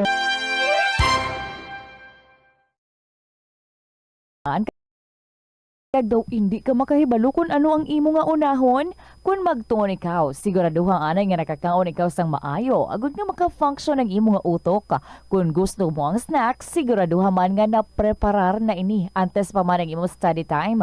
Bangod basi, mawili ikaw sa pagkuti sang imo nga pagkaon kag ma-distract ikaw sa imo nga tulunan. Siguraduhan man nga tapos na ang imo nga olobrahon sa sulod sang balay para nga makalikaw sa interruption kag para sigurado naman nga maka-relax ikaw kung matapos mo na ang pag-review. Ini nga pahanumdom ang ginadulong sa imo sang the #1 and most trusted radio network in the country, Bombo Radio Philippines. Basta Radio! Bombo! Yari ang mga simpleng nga paagi agud makakinot sang tubig. Tinguba ang mga lalabahan kag tinguba man ang pagpanglaba. Ang pagpanglaba sang isa ka bes sa isa ka semana ang nagakinot sang naglabot sa 50 litro sang tubig. Kung nagagamit sang washing machine, iset ini sa mas manubo nga wash cycle. Makakinot ka na sa tubig, makakinot ka pa sa enerhiya. Ang cyberbullying among paggamit sang offensive kag masakit nga mga tinaga online na ukon pinaagi sa text. Ang bullying ang nagatuga sang kasubok kag depresyon sa biktima. Magluwas ni, magabatyag siya sang kaakig, pagkadula sang interes sa mga butang nga iya naluyagan kung ikaw ang ginbully. Una nga tika nga imo himuon, amo nga magpangayo sang bulig sa tawo nga imo masaligan. Paano ka bala makabulig nga mauntat na ang bullying? Simple lang, don't be a bully. Hindi mag-post online nga makahatag sang sakit sa balatyagon sa isa ka tawo. Yari ang mga epektibo nga pamaagi agud mapabilin nga safe ang pagkaon sa imo pamilya. Ipabili ng katinlo, maghugas sa mga kamot bago mag-uyat sang pagkaon, kag masami nga himuon ini sa tiyon nga naghahanda ikaw sang pagkaon. Maghugas man sa mga kamot pagkatapos nga nagamit ikaw sang kasilyas. Hugasan kag tinluan sa maayo ang lamesa kag tanan nga mga kagamitan sa paghanda sang pagkaon. Siguraduhon man nga safe ang kusina kag pagkaon gikan sa mga insekto, mga peste kag iban pa nga mga sapat. Ini nga pahanumdom ang ginadulong sa imo sang the #1 and most trusted radio network in the country, Bombo Radio Philippines. Basta Radio! Bombo! Kung ikaw ang nag-stay sa hotel, ang pag-practice ng good manners and right conduct ang importante man sa pagpasiguro nga manami ang imo experience kag ang experience ng iban nga tawo. Makitaan sa hotel ang staff, guest, kag management. Gani ang proper etiquette ang kinahanglanon agud ma-achieve ang harmonious environment. Mangin polite sa hotel staff. Tamyawa, sang hello o kung good morning ang hotel staff. Ipakita na nagarespeto ikaw sa ila katungdanan kag trabaho. Magamit sang please kag thank you kung mayara ikaw nga request o kung hingyo sa ila. Kung nagsala sila sa imo gin-request, magpabilin nga kalmado sa gihapon kag hindi na magpangakig pa o kung mangin demanding. Kung ang hotel staff naghatag sang manami nga serbisyo, mas maayo kung maghatag sang tip bilang token of appreciation sang ilang hard work. Sundo ng check-in kag check-out times. Mangin mindful sang check-in kag check-out times sang hotel agud malikawan ang inconvenience sa staff kag iban pa nga guest. Sundon ang no smoking policy kag iban pa nga pulisa. May kaangtanan sa gahod, mga hinuptanan nga sapat o kon restricted areas. Mangin mahinalungon sa propiedad sang hotel. Respetuhon ang iban nga amenities kag likawan ang paguba o kung hindi maayo nga paggamit sang kwarto. Regulate ang gahod. Ilabi na sa hallways kag common areas, likawan ang magahod nga inistoryahanay. Paglagapok sang puwertahan o kung pagpatukar sang music nga makadisturbo sa iban nga guest. Maghatag sang maayo nga feedback kung mayara ikaw sa Good Experience Hotel. Kung na-enjoy mo man ang imo nga pagdiner, magbilin sang positive review o kung magpabutsyag sang pagpasalamat sa staff kung mag-check out. Hindi man malain ang mag-loan, ilabi na kung major ang imo balak loan. Kaangay abis ang balay o kung salakyan nga kinahanglanon mo gid. Apang panugyan bala sa mga eksperto, kung dako gid ang imo baklon, ang cash gihapon ang best, safest kag cheapest nga option. Kung cash ang imo gamiton, malikawan mo ang interest kag sampaw nga utang nga masami naga-require pa sang binulan o kung tinuig antes mo mabayaran. Apang paminsara nga kung ikaw may sinuptan sa bangko, mahimo pa ini makatipon sang interest nga mahimo mo bukadon sa tion sang purchase. Ini nga pahanumdom ang ginadulong sa imo sang the number 1 and most trusted radio network in the country, Bombo Radio Philippines. Basta Radio Bombo! Wala sang adlaw nga ginapili ang mga aksidente. Gani ari ang mga tips nga dapat tandaan sa tion nga nagamaneho. Una, regular nga i-check ang kondisyon sa salakyan, lakip diri ang tire pressure, bastante nga oil kag brake fluid, kag ang side mirror ang dapat nga yara sa insakto nga anggulo. Siguraduhon nga hugot pa ang mga breakers kag matinlo ang air filter. Ikaduha, mag-seatbelt apisar malapit lang ang kaduan. Ikatatlo, mag-signal sa tion nga nagaliko. I-on ang signal light kung ikaw ang yara sa ginabanta 300 katapaka halin sa imo likuan. Ini nga pahanumdom ang ginadulong sa imo sang the number 1 and most trusted radio network in the country, Bombo Radio Philippines. Basta Radio Bombo! Ang kasubo kag depresyon ang hindi pareho nga balatyagon. Ang depresyon ang hindi gulpiyada lang nga nagakatabo sa isa ka tawo. Masami man nga ginakabig sa mga tawo nga depressed ini bangod sa kasubo nga nagakabatyagan. Ang kasubo, temporaryo lang nga nagakabatyagan sang tawo kag masami nagadugay sang pilalang kaadlaw. Samtang, makabig naman nga naga-experience ikaw sang depresyon kung masobre na sa 3 ka bulan nga nagabatyag ikaw sang kasubo. Importante nga mahibaluan ang mga naga-trigger sa nga mga balatyagon, agud nga mahibaluan kung paano ini nga bulngon. Nga, ginadubilian ang iligal nga druga. Makamamatay ang nagagamit sa... Oras sa Bombo Radio Iloilo, Philippine Standard Time, 50 minutos na nakaligad sa takna sa Ningalauna. Balik diri sa pagpangalagad sa Bombo Aray sa Udto sa Gyapon ko po rin mo Bombo Chama Blanco Hover. Og resiribong grupo nagpanawagan ng ilakipman sa investigasyon ang mga malapit nga tao sa kay former President Rodrigo Roa Duterte. Kagas per information do subong nga hapon may patigayunon siniyang rally ang mga pro Duterte group dari sa syudad sa Iloilo. Check ta ang balita ni Bombo Lindsay Bade. Nagikan karon sa Kapitolyo. Bombo Lindsay, standby. Kag istoryahan taman later on kung makahingagaw diri sa aton sining pagpangalagad kay si Mayor Jerry Treñas, no? May panibag-o sini iyang mando nga gusto sang alkalde pagcheckero ng mga electrical connections sa tagsa sining Panimalay agud nga malikawan ang pagnuntad sa sunog.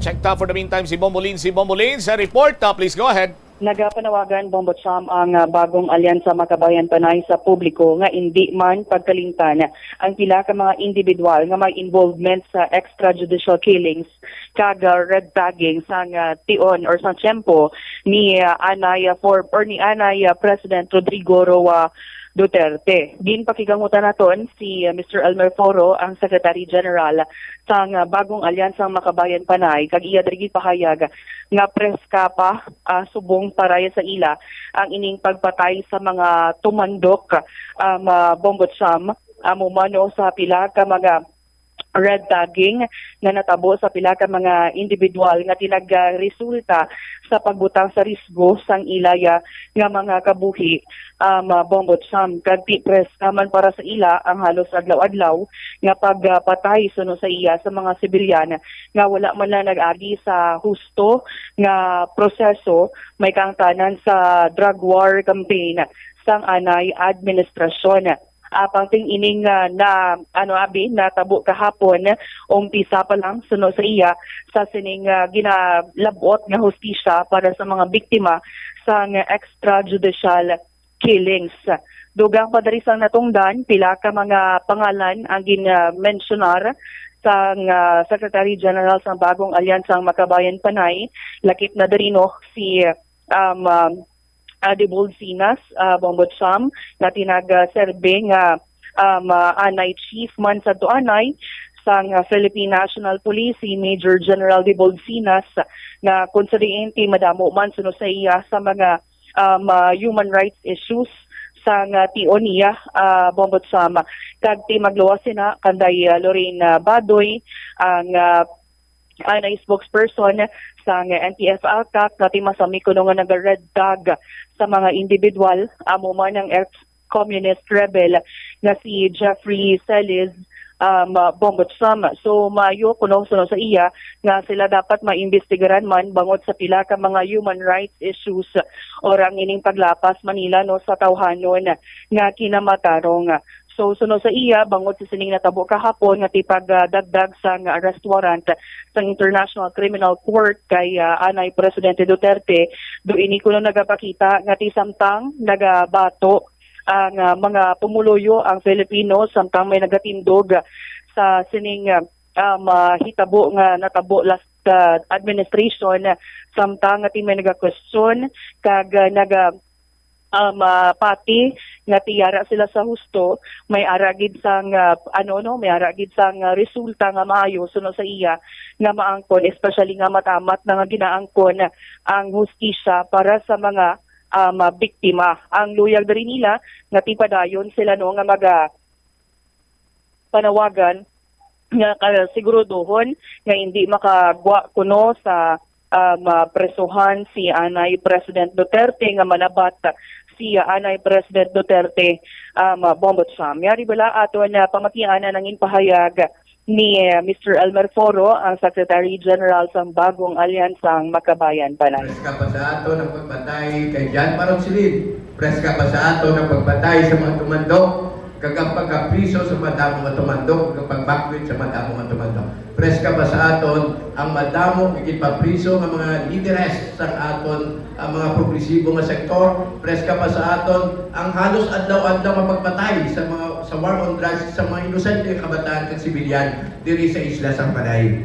Apang subong adlaw gina-imagine ko kung ginapananaw ko ang kalipay sa kanang pamilya nga biktima. Apang ang ini nga hustisya nga naangkon naton subong adlaw panugod gid lamang. Kumbaga hindi pa tapos ang laban nga kinahanglan naton batayan. Isa ka dako nga leksyon ang ginhatag sa aton subong adlaw. Samtang may nagabato, samtang may nagatindog sa pihak sa mapintas nga administrasyon, sa mapintas nga rehimen, sigurado kita maangkon naton ang kamatuoran kang hustisya. Gani pa dayon ang pumuluyo sa isla sa Panay sa pagpasiguro nga hindi makagwa sa prisuhan si Duterte, nga masabat ni Duterte, kag hindi lamang si Duterte, madamo pa ang mga involvado sa krimen ni Duterte. Hindi kita malipat kay Dibol Sinas, hindi kita malipat kay Jeffrey Celis nga nagkanta sa red tagging, kag nagpapriso, kag nagpapatay sa madamo ng mga sibilyan. Hindi kita malipat kay Lorraine Badoy, hindi kita malipat sa madamo pa nga naging kasabwat ni Duterte nga dapat kaupo ni Duterte dakpon man kag ilupot sa prisuan kag hindi na nato inipagtugutan nga makagawa pa.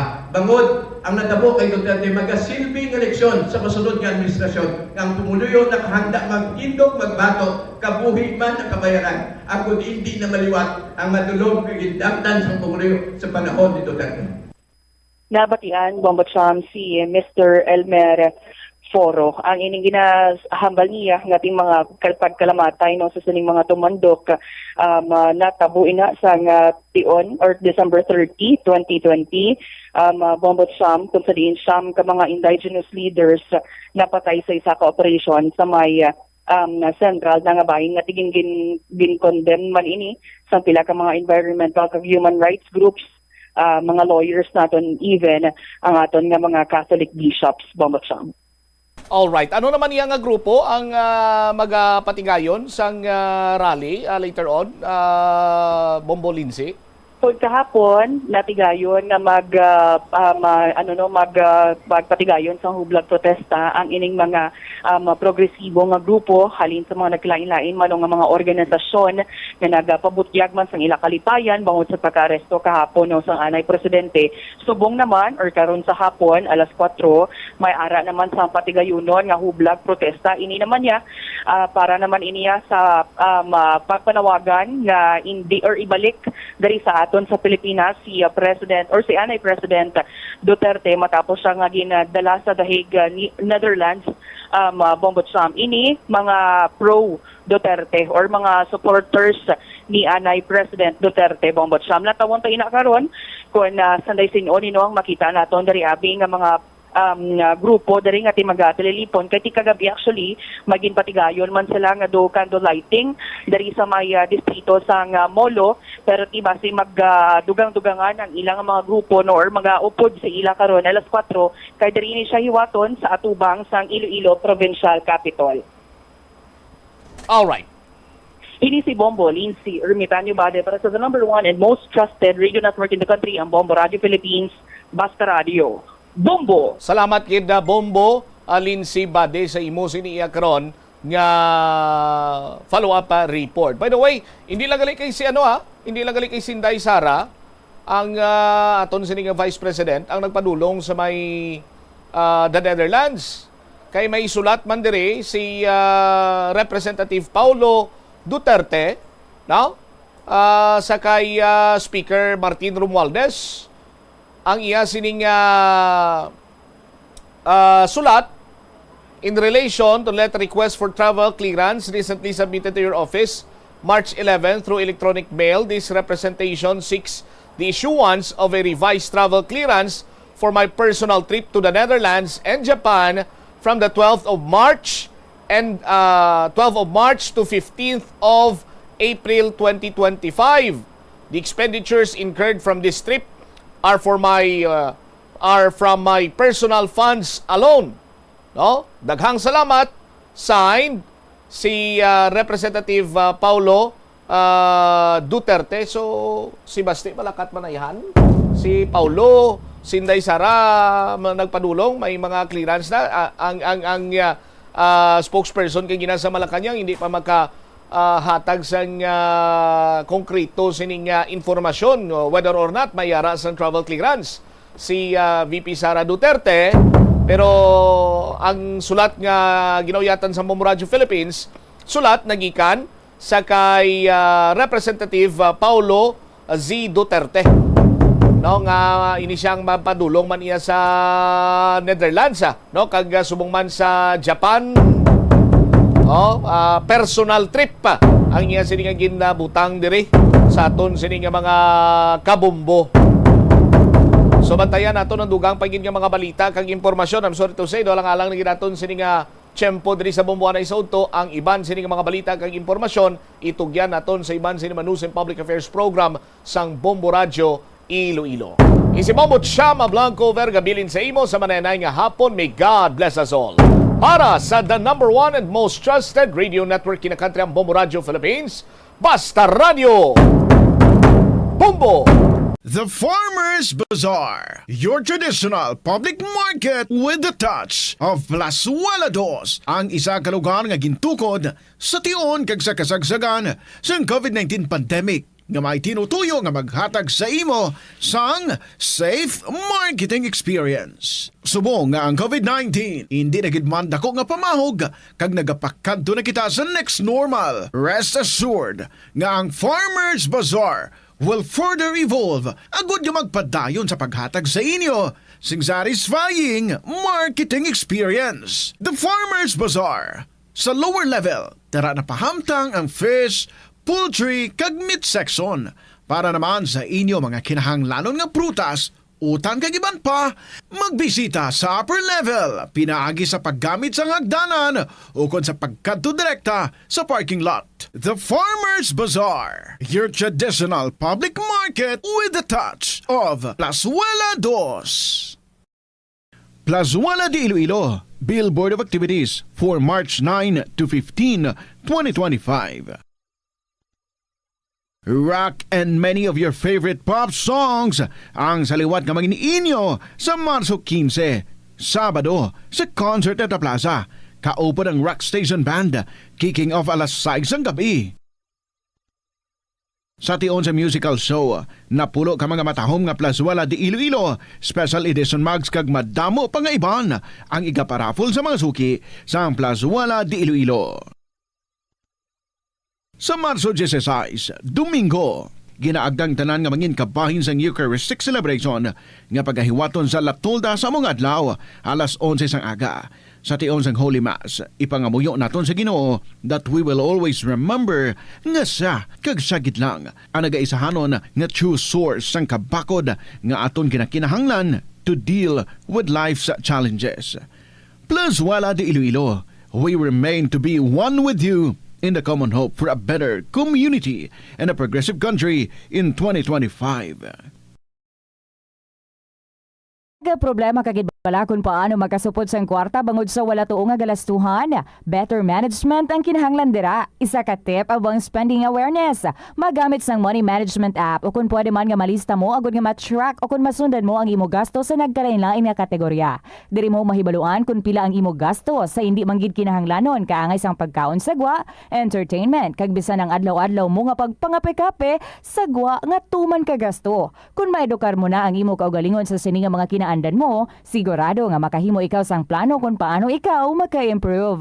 Ini nga pahanumdom ang ginadulong sa imo sang the #1 and most trusted radio network in the country, Bombo Radio Philippines. Basta Radio! Bombo! Yari ang mga simple nga paagi agud makakinot sang tubig.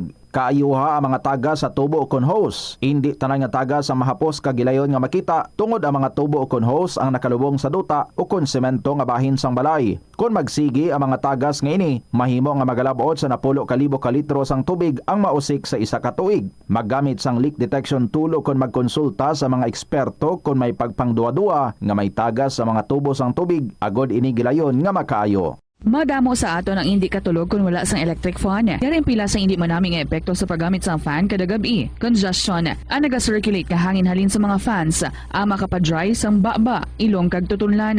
Allergies, masami nga madala sa hangin ang mga yabuok na naga-trigger sang allergies. Makatugas ang muscle cramp ang hangin nga naghalin sa mga electric fan. Ang mga kun kaisa, may eksperyensyahan ang masakit na lawas kung magbugtaw. Importante man nga regular nga tinluan ang fan blades, agad masigurado nga hindi ini pagkiniran sang yabuok.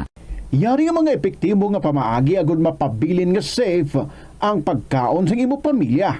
Lutoon sa maayong pagkaon, ilabi na ang karne, manok, itlog, kag mga seafoods. Sa pagluto sa mga pagkaon nga may sabaw o kon sarsa, pabukalan, kag paturon nga nagalabot ini sa 70 degrees Celsius ang temperatura. Bago kaunon, initon sang husto ang mga nabilin nga mga pagkaon o kon sudan. Taguon ang pagkaon sa husto nga temperatura.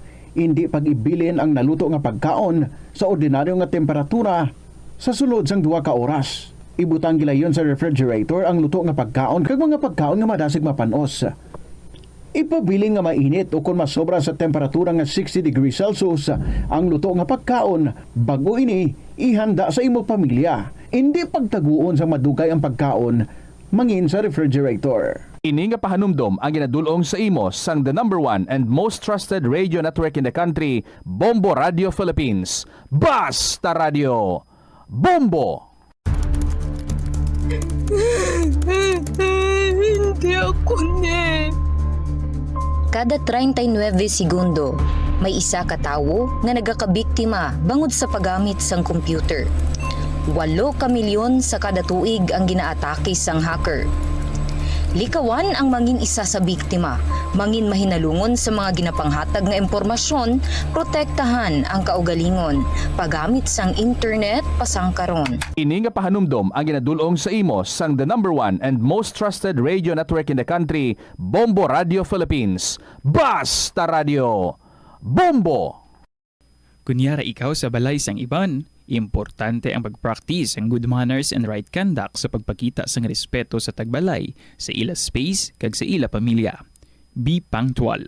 Kung ginimbitar ikaw sang tagbalay nga magkadto sa ila, mag-abot sa kinistoryan nga oras, hindi tuman ka temprano kag hindi man tuman ka late. Paibaloon gilayon ang tagbalay kung makaabot ka nga late o kung hindi ka makakadto sa ila. Magdala sang regalo sa tagbalay kaangay sang bulak o kung pagkaon. Apisar hindi man ini mandatory, apang makabig ini nga maayo nga pamaagi sa pagpakita sang appreciation sa iya nangin imbitasyon. Kung ikaw ang gin-invite para magkaon, magtanyag sang bulig sa pagpreparar sa kusina o kung himuson ang kinanana pagkatapos. Mahimo ma-appreciate sang tagbalay ang imo willingness nga magbulig. Sundon ang house rules. Kung ang tagbalay ang mayara sang guidelines o kung preferences kaangay sa pag-ubas sang sapatos sa portahan, respetohon ang nasambit nga pagsulundan. Maglisensya kung maggamit sang personal items, hindi mag-assume nga mahimo ka mga makagamit sang banyo, remote control o kung iban pa nga personal items nga wala sang permiso. Masami magpasalamat sa tagbalay sa pag-imbitar sa imo sa ila balay. Kung ikaw ang ginserbehan sang pagkaon o kung ilimnon, ipabutyag ang imo appreciation sa pagkaon. Simple nga thank you kag pagdayaw sang pagkaon ang makahatag sang smile sa tagbalay. Pila ng imo edad? May savings ka na bala? Ang iban sa ato nagakabudlayan magkinot o kung mag-save sang kwarta. Apang paano bala iniumpisahan? I-separate ang wants kag needs. Pamangkuton ang kaugalingon kung bala kinahanglanon gid ang imo nga baklon. Kung ginakulang ka na sang kwarta, hindi ini dapat pagastuhon sa butang nga hindi man lang importante.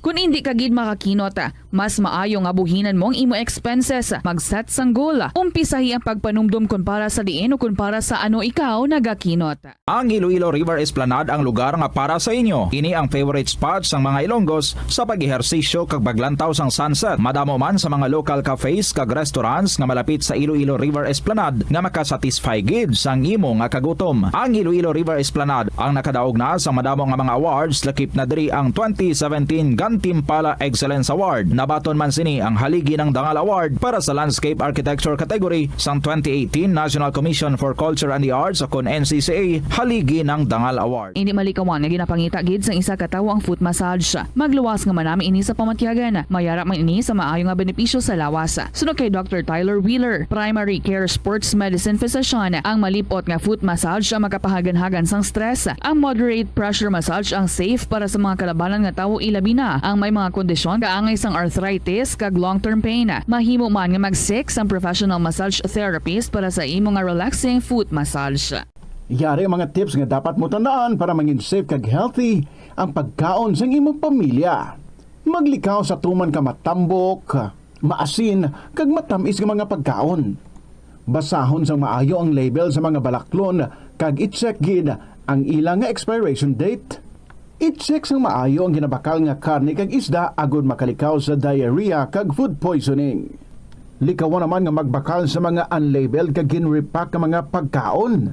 Kung ginrepack gid man ini nga mga pagkaon, kinahanglan nga mayara sa gihapon ini sang husto nga label information. Ini nga pahanumdom ang ginadulong sa imo sang the #1 and most trusted radio network in the country, Bombo Radio Philippines. Basta Radio Bombo! Kagasto gid bila sa imo adlaw-adlaw kag feel mo gid pirmi ang petsa de peligro bangod nga wala na gid unod ang bulsa. Gamita ang imo bulanan nga spending habits, amo man ang imo bulanan nga take home pay agud nga makasat ikaw sang budget nga imo gid masunod. Wala man sang pulos ang istrikto katama nga budget kaangay sang indi gid pagkaon-kaon sagwa. Apisar nga naandan mo na nga naga-take out ikaw 4 ka beses kada semana. Sa malipot nga pulong, himo ka sang budget nga nagasanto man sa imo nga lifestyle kag spending habits. Dapat nga himuon mo man nga inspirasyon ang imo budget para makaangkon ikaw sang bag-o nga mga hobby, kaangay abi sang pagluto sa sulod sang balay. Ini nga pahanumdom ang ginadulong sa imo sang the #1 and most trusted radio network in the country, Bombo Radio Philippines. Basta Radio Bombo! Kung sa imo pagbugtaw, magpalanakit man lang ang imo lawas, basi hindi ka naman namian magtulog. May panugyan ang pain medicine specialist nga si George Gergis. Simple lang. Una, maglikaw sa pagkaon nga nagapromote sang inflammation. Pilion mo ang madamo nga utan, prutas, whole grains kag seafood, bangod ginapataas ni ang antioxidants nga nagabulig sa pag-reduce sang inflammation. Mag-exercise apang hindi man pagpataman. Ang movement nagalubricate sang joints gani nga makalikaw sa pain kag stiffness. Paano bala mahibaloan ang isa ka impormasyon nga nagapatalang? O kun sala?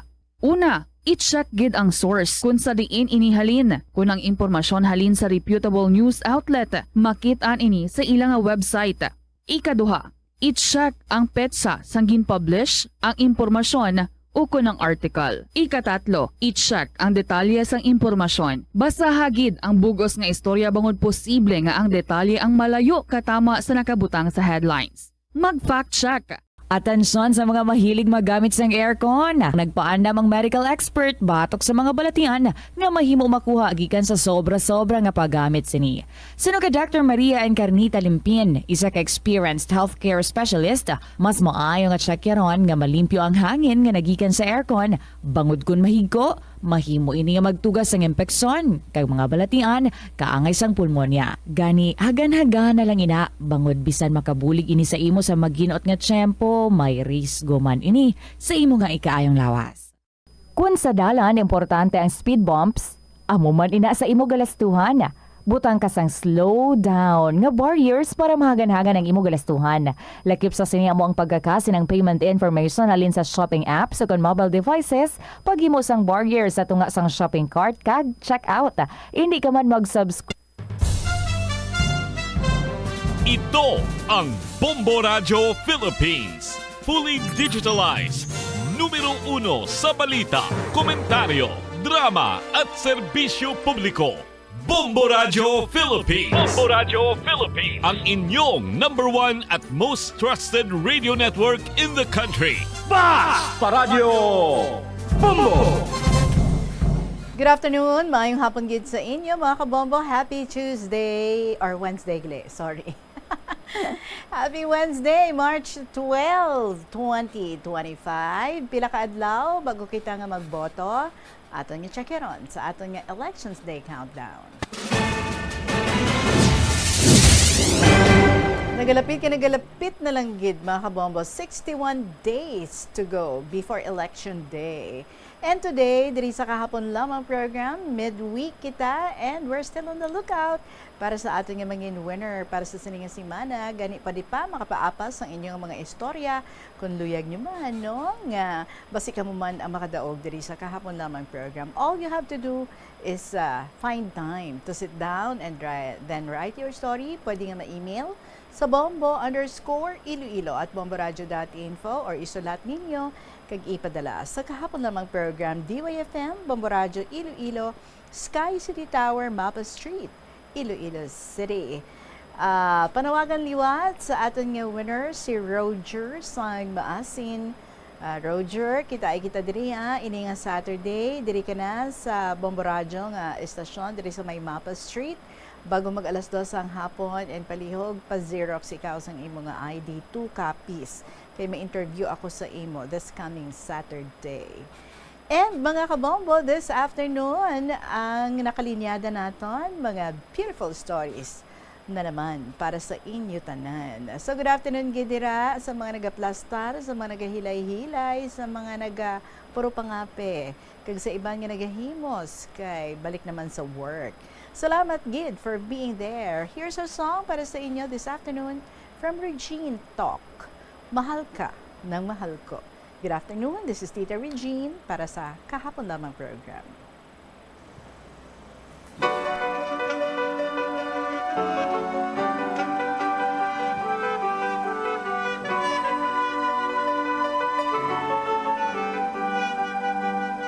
Sinta, kumusta ka na? Matagal na rin tayong tinagkikita. Sinta, ba't ka nawala? Nawala bigla na parang wala. Balang araw tayo makikita muli, tatandaan ng bawat sandali. Alaala'y hirap limutin, mga salitang binitawan mo sa'kin sa iyong bagong minamahal. Huwag sanang kalimutang ipaalala sa kanya na mahal mo siya, na di ka mawawala. Huwag sanang mapalitan ng luha, saya, swerte mo. Ang swerte-swerte mo, mahal ka ng mahal ko.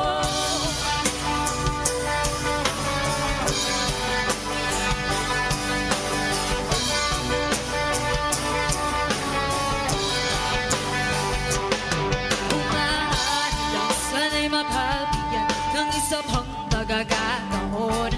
Isang segundo, isang minuto, isang segundo, isang minuto. Tingin ang panahon na dibalik ang ating kahapon. Alaala'y hirap limutin mga salitang binitawan mo sa'kin. Sa'yo, bagong minamahal. Huwag sanang kalimutang ipaalala sa kanya na mahal mo siya, na di ka mawawala. Huwag sanang mapalitan ng luha, saya, swerte mo. Ang swerte-swerte mo, mahal ka ng mahal ko.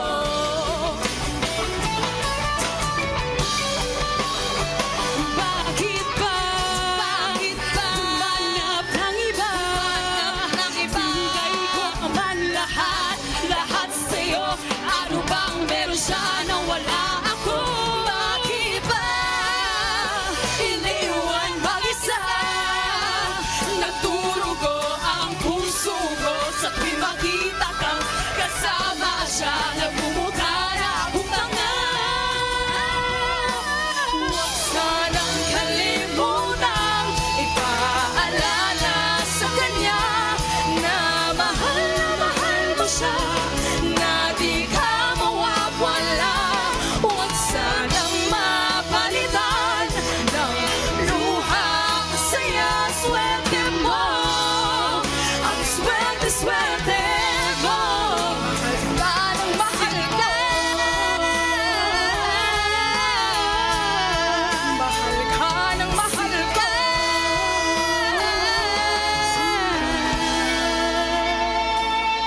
Sa'yo, bagong minamahal.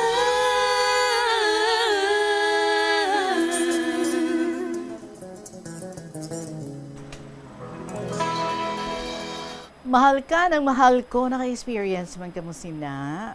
Daw, hindi mo namin, no? Mahal ka ng mahal ko, Regine Talk para sa inyo, mga kabombo. 19 minutes after 2 o'clock, mabasa na kita, ha? Sa ato nga mga istorya para sa sininga hapon, maumpisa kita diri sa ginpadala ni Bess sa 4th District. Dearest, Tita Regine.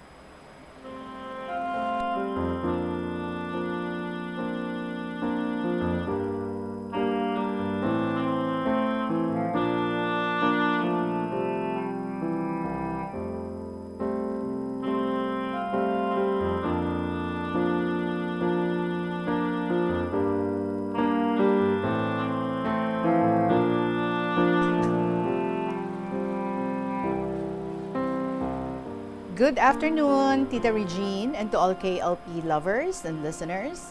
I am Bess of 4th District. Tita, my life story nga i-share subong is about our 31 years of friendship sang akong amiga. Tita, ginatawag ko si BFF nga si Leslie. Ang amon friendship nag-start since June 1994, sang first day starting of our first year high school class. We both belonged to Section 1, Tita. So, iba-iba nga mga students from other barangays amon mga kaklase. Gani nga sa una, huya-huya pa kami makipagsabayan, kay wala pa kami gakilalahay. Magkaiba ang mga elementary schools nga amon nga ginhalinan. Siya gid ni akon una nga naging friend, Tita. Hasta nga nag-second year na kami, masadya gid ang amon high school life. Kay gaamat-amat na kadamo amon mga circle of friends sa iba nga years and sections. Amon favorite subject, Tita, syempre ang vacant time. Kay makatambay kami sa amon favorite shed house, kaon tinapay with ice candy or soft drinks, kay brato pasadto, bisan 10 pesos to 20 pesos lang amon balon, enjoy na kami magkadto sa school. Sometimes, tita, kapos, waay na kami extra ni Leslie nga money kung makita kami sa mag-asawa bala nga nagatsyangge sa kilid school namon. Ginatawag na nila kami kag pakuhaon kung ano amon gusto. Kag syempre tita, nauya man kami. Gani pagkasunod adlaw, aga pa na kami ni Leslie kadto sa ila kag day manong manang no ambal. Good morning. Ano tinola nyo? Patigana na kami. Tapos mabayad kung ano man amon kinuha sa ila. Palangga nila kami tita. Kay isa lang abi ila bata. So sad lang tita, kay pareho, waay kami ni Leslie kabalo, sang time nga nag-pass away na sila. Pagka third year tita, magkaiba na ang sections namon ni Leslie. But still, mag-bestie man kami gihapon. Kay after lunch, gakadto ko na sa room nila, or sometimes, siya man, vice versa lang kami, or kung busy, gasulatanay na kami, bilin sa tiyangge, kag amuman ang balos. Pagkabuhi, kisaga upod man kami pauli, sakay sa tricycle, pabanwa, kag kung kisa, ginalakat lang na namon. Kasadya, tita. Kag sang pag-usog gina sa una ang slam book bala or autograph, kay ginapasulatan sa mga friends, ay kag magsinunluganay sang tagsa ka mga crush. Kag start man sa amon nga banding. Upod-upod, kundi may fiesta, disco, or anong okasyon. But syempre, with consent man sang amon mga parents. Kaysang una, kung hindi pagsugtan, hindi kit pwede maglakat. Pero kami, why man kami ginabawalan tita, basta tuod, kag balaan nila, kundiin kami makadto, kag kung sino ang mga upod namon. Kaysa high school life gid tita, ang pinakamasadya nga teenage life. Gaupod na ako sa ilabalay, kaysa dito gakaon, kagatulog, ginapakaon, kagatipan gid na kami sa iya nga parents. Amo man siya sa amon, ginaihawan gid na nila sa mga parents ko manok kung maghingga sa balay. Leslie told me, mag fourth year kita, magkaklase doon kita liwat. Pero ay matabo tita, kaya ako na advisor. Ang tiya na nga teacher, hindi niya kami pagsugtan, ma-change section na nermon patita. Bal niya, ano kamo? Tropa-tropa? So bisan mahibi pa kamo, kadto kamo sa sections nyo, kundi inabilong inyo ngalan. Pero in one subject, combined ang section 1 and 2, girls sa the cookery. So same man ang boys kay handicraft ila. So no choice kami tita, we focus na lang kay mag-enjoy schooling. Sang palapit na ang graduation, tita parang masubo, magbinulagay, nga masadya, kati ma-college na, kadoga mature na kami. The day before sa aming graduation, baccalaureate mass sa church, attend kami with our parents. Sus, tita, sang pag-peace be with you, may nagayuhom nga nagahinibi. Mixed emotions gid, amo na batyagan. After mass, tita, mansig pa uli naman. Days ng graduation, upod naman kami. Didto ako sa ila nag-ilis, kay amon makeup artist ang iya tita. Masadya kami nga nag-graduate tita. Bisan nga nagahinibi ay, hay, magbinulagay na. Then, we must focus sa college life naman. So, nag-set kami date and time nga mapasiti para mag-inquire kung diin kami pwede ma-school kag mag-board nga tatlo. Me, Leslie, and Neni Isan. So sad. Waay namon ma-pursue. Do hindi kaya sang finances tita. Si Leslie nagpa-Manila. Dito siya nag-school. Bihira na lang amon communication paagi sa sulat. Ako naman, nag-work muna. Until nga nagpa-Lipa Batangas ako tita, sa tita ko. So, dito ako ginpa-school sang brother ko. Si Neni, son, ang nabilin nga nag-school sa city. Nagkanya-kanya na kami, pangita amon swerte tita. Pero amon friendship, ara gihapon. After school ko sa Lipa, Batangas, nag-work kag transfer work ako sa Manila. Then, nag-decide ako magpauli sa province, kag dyan na sa city, nangita work. until naging kami ni Mister. Ga-school pa siya, so I've decided to go to Singapore para makafocus siya sa iyang pagtuon. Si Neni San, nag-settle down na sa iya husband nga taga Gimaras, nga nagapangimon daw kay Mister sa abot ni Mister iya regalo kay Neni San sa simbahan. Tita sang time nga ara ako sa Singapore, si Leslie nagpauli sa province. Nagkita sila ni Mister, kagang iban manamon nga mga friends. Gani may time nagahinagaday sila kadto sa diskohan, lagaw-lagaw. Kisa gahadto man sila sa amon kay anytime welcome gina sila sa amon balay. Kag ginaamuma man na sila sa akon nga mga parents. So one day sadto, ginhatag ni Sir ang sulat ni Mister for me. Kay sulat kag talagsalang calls amon communication sadto tita. Siling ni Mister sa iya sulat, be, kung ano ang mabatian mo about sa akon kay Leslie, hindi ka magkabalaka. Why lang ha? Galagaw-lagaw lang kami. Why lang malis siya? Kasi syempre tita, sa province daan, ang mga tao very observant gid. Kay balaan nila, mag-bestie kami ni Leslie. Tapos si Mister, gasugat dulong sa iya. May mga tao, nagkaka-misinterpret. Salana sila na. Pati nga mga parents ni Leslie, gin-ask na siya. Pero sabat siya, wala lang. Ga-enjoy lang sila lagaw. Honestly, tita, waay gid ako nakabatsyag magselos ni kay Leslie about sa closeness nila ni Mister. Kay since ang high school nga magkaklase kami, nagtreno pahanay. Why man mali siya amon friendship, kasadya lang gid. Time nga ginlagaw ko ako nalaga sa playground, nagkuha ko mga sulat sa mailbox. Nakibot nid ako, may letter from Leslie. Ang address na Singapore na. So, sa nag-day off ako, nagkita kami liwat sa akong best friend, nga Sisi, nitawag ko sa iya subong. Mga 3 times lang kami guro nga nagkita sa Singapore, tita, kay nagpauli na ako, di sa province. Nagpakasal kami ni Mister sa judge. Birth date ni Leslie, 18. Gani February 18, 2009, amon civil wedding. Then, sang pagpakasal namon sa church, December 25, 2017. Ginkuha namon ninong iya father. Ang family ni Leslie, bisan wala siya diri, kung may burial sa amon family, gakadto. Simpatiya gid sila. Same man akon family tita. Both parents namon, Tita Regine naging close friends man. Pati akon mga siblings, akon mga brothers, and same man iya siblings sa amon.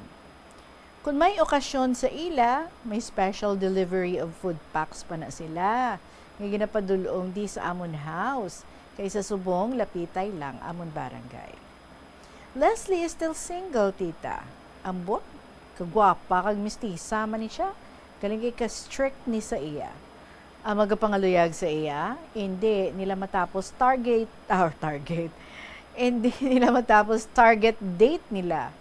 Tita sa lingko lang sa iya, Sisi, it's up to you kung ano imo gusto nga life mo someday lang. Kay ti anytime, dyan lang man kami, kung diin mo kami kadtuan. Ti may adopted child siya, tita, gwapa, kagtaklesa, maklasi bata, baw, gusto na pa, mami, gusto ko ka-itsura si Tita Shi, meaning ako, daw joke gin. So sa subong, Tita Regine, aragyapon si Leslie sa Singapore. Kung day off nila, gakilita man sila sa iya sister. Kag ato naman, sa Singapore, si Neni San. Madalas na amon communication. Kay kung free time siya, anytime, makaka-call and message na siya by messenger. Makashare na sa iya mga hibubunot kay kaka-stress sa tisay nga bata, kag sa mga employers na. Pero balaan ko, carry na gid, malampasan tanan ah. She's a strong woman nga kaya na magsakripisyo. Mahatag niya ang the best sa iyang parents and family. Be strong and pray always, Sisi. It's so hard to find a trusted friend like her, tita. About our friendship, so thankful gid ako sa iya. Nga naging mag-best friends kami, Sisi kag ninang ni siya sang amon subang. Me and my mister, so much overwhelmed gid.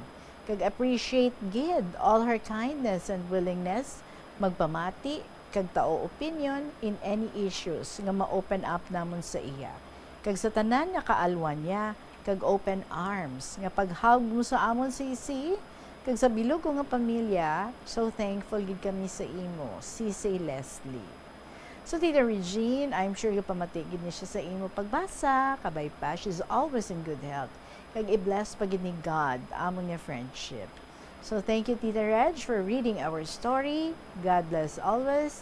Sincerely yours, Bess of 4th District.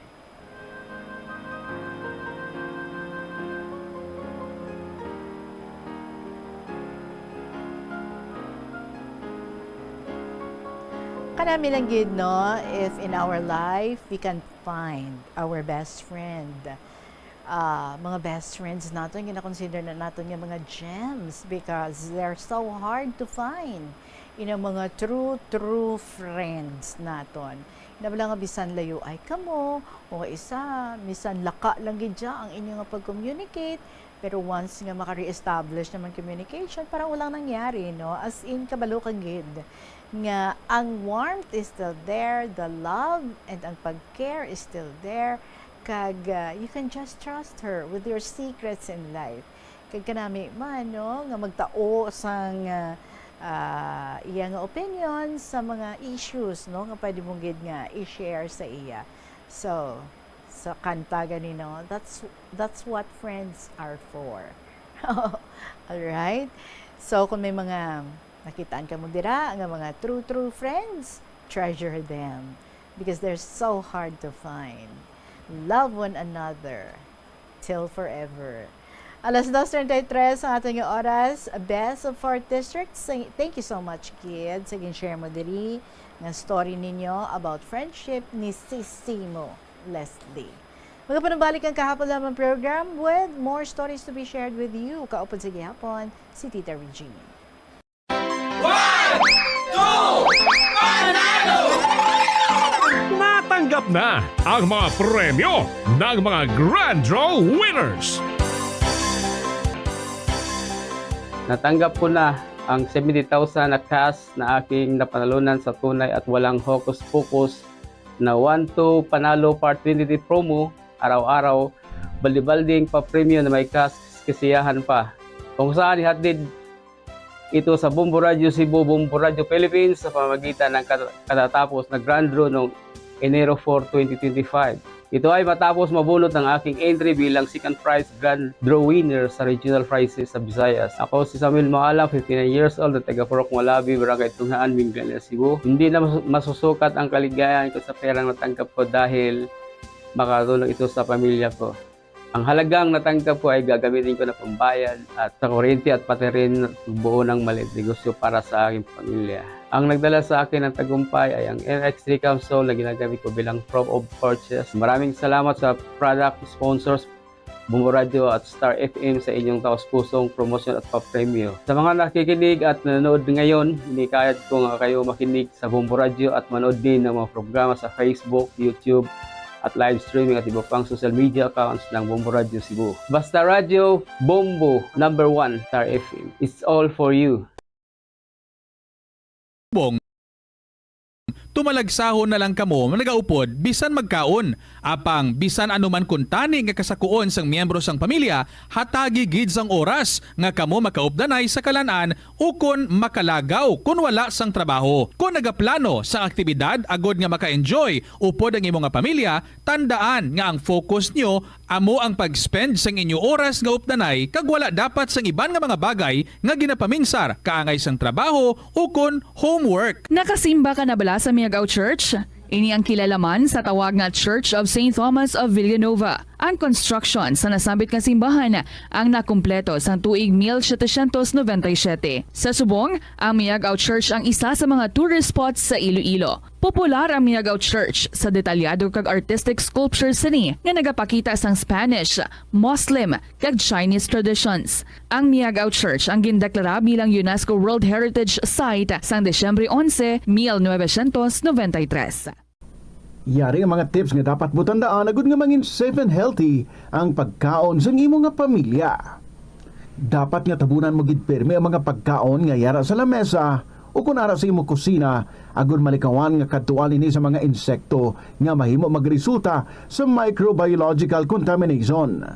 Gilayon nga ihabuoy ang mga napanos na nga mga pagkaon o kung ang ginasuspetsahan mo nga malapit na lang mapanos nga pagkaon.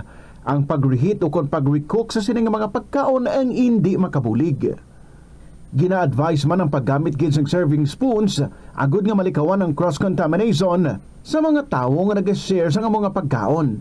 Pagi sa paggamit ng serving spoon, ang sino man nga miyembro sang pamilya nga nagkakuha sang porsyon sang pagkaon ang makalikaw nga makakontaminate sang pagkaon ilabi na kun mayara sang miyembro nga nagamasakit. Ini nga pahanumdom ang ginadulong sa imo sang the number 1 and most trusted radio network in the country, Bombo Radio Philippines. Basta Radio! Bombo! Paano bala magpain sang basura sa panimalay? Magpreparar sang separado nga suludlan para sa wet kag dry kitchen waste. Magpreparar sang duha ka mga suludlan para sa dry waste sa bilog nga balay, isa sa plastic kag isa sa papel. Ibutang sa isa ka suludlan ang mga bagay nga pwede pa magamit liwat ukon mabaligya kag ihaboy naman sa gwa sang puluyan pakadto sa basurahan ang mga wet wastes. Makakinot kag makakwarta ka na, makabulig ka patipig kag sa katinlo sang imo palibot. Panugyan na rin sa eksperto kung kwarta ang paghambalan. Apesar limitado ang imo abilidad nga mag-invest, ang gamay nga contribution sa investment accounts ang makabulig sa imo nga maggamit ang earned money nga maka-generate sang dugang nga income. Ikonsiderar ang pagbukas ng retirement account o kung iban nga investment account. Ini nga pahanumdom ang ginadulong sa imo sang the number 1 and most trusted radio network in the country, Bombo Radio Philippines. Basta Radio! Bombo! Yari ang mga simple nga pagi agud makakinot sang tubig. Hindi mag-shower o kung maligo sang malawig. Sa sulod sang panimalay, kalabanan sang tubig ang ginausar sa pagpaligo. Nagalabot sa 24% sang tubig sa panimalay ang natigana sa pagpaligo sa mga miyembro sini. Ang pagpanubo sang tiyempo sa pagpaligo sang 2 ka minutos ang makabuhin sang 30% sang ginakonsumo nga tubig. Maggamit sang shower timer o kung mag-set sang alarm sa imo cellphone kag ilimit lamang sa 4 ka minuto ang pagpaligo. Kung nagagamit sang shower kag nagahulat pa sa pag-init sang tubig, saluda sang balde ang nagailig nga mabugnaw nga tubig kay sarang paining nga magamit. Kauntasang La Paz Batchoy. Ang Iloilo ang kilala bilang home of La Paz Batchoy. Mahimo kagid nga maglibot sa Iloilo, mag-food trip, kag ikaw mismo ang maghusgar kung ano ka namit ang La Paz Batchoy. Pwede mo gid ma-enjoy ang La Paz Batchoy nga may pandesal kag puto. Butangi man sang gamay nga paminta kag patis ang sabaw. I-mix sang maayo, kag enjoy. Kung kulang pa kag wala pa nabusog, pwede gid nga magpadugang sang sabaw. Kunyara ikaw sa simbahan, importante ang pag-practice ang good manners and right conduct bangod lugar ini sa pagtuo. Sa sulod sing simbahan, makita ng mga tawo nga malinong bangod sa pagtahod sa sagrado nga lugar kag sa iban nga tawo nga nagasimba. Yari ang dapat himuon kung magpadulong o kunyara sa sulod sing simbahan. Magsuksok sang formal nga bayo kung magsimba. Likawan nga mangin kaswal o kung magsuksok sang revealing nga bayo. Magpadulong sa simbahan antes mag-umpisa ang misa bilang pagpakita sang respeto. Apang kung late na ang imo pag-abot, magsulod sa simbahan sang malinong kag magpangita sang purungkuan nga wala sa may nagkakatublag nga iban. Mangin mahipos o kung sa maghambal sa manubo lang nga tono sa sulod sang simbahan. Hindi pagdisturbo ng ibang nga tao pinaagi sa pagchismis o kung paggamit ng cellphone. Magupod sa pagpangamuyo kag pagkanta. Apang kung hindi ikaw pamilyar, magtindog kag magpungko sang malinong kag sundon ang flow sang misa lakip ng pagduko kag pagluhod kung kinahanglanon. Magpamati sa seremonya sang pare o kung pastor. Hindi pagsabada ang imuupod, ilabi na kung padayon ang misa. Magpakita sang respeto sa pari, altar servers kay iban pang miyembro sang simbahan. Masami siguruhon nga naka-silent mode o kung naka-turn off ang imo cellphone antes magsulod sa simbahan. Agud malikawan ang distractions.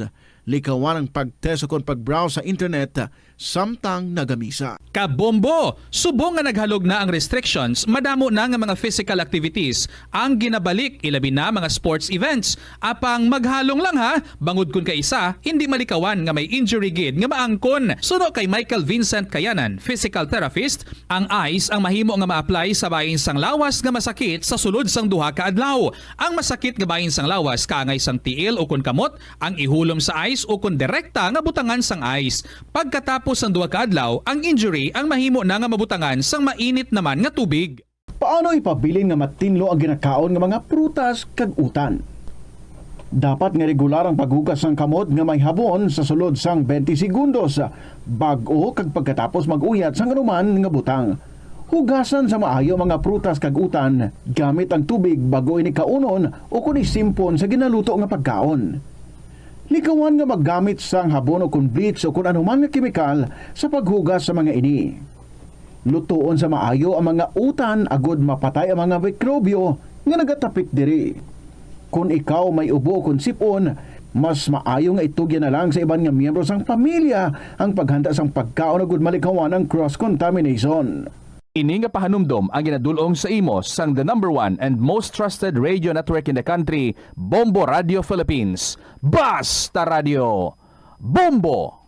Isa ka panugyan para makasave ikaw sang kwarta amo nga balon ikaw sang imo kaugalingon nga pagkaon kag tubig. Kung magpadayon ikaw bakal sang lunch o kung mag-order, natural nga sa lampaw-sampaw gidi ang imo nga balayran. Ang kalabanan nga restaurant meals, take note, unlimited man sa calories, gani dong malayo gid nga mangin healthy ikaw. Apang kung ikaw magbalon, makalikaw na ikaw sa gasto sa kwarta, kag calories, makalikaw pag ikaw sa gasto sa tiyempo. Wangod hindi na ikaw maglakat, magpila, kag magpainit, agod mag-order sang pagkaon. Bangod sina, mas mangin produktibo ikaw sa trabaho o kon sa eskwelahan. Ini nga pahanumdom ang ginadulong sa imo sang the #1 and most trusted radio network in the country, Bombo Radio Philippines. Basta Radio! Bombo! Balik kita diri sa kahapon namang program. Ari ang sulat ni Black Widow sang Pavia. Dear Tita Regine.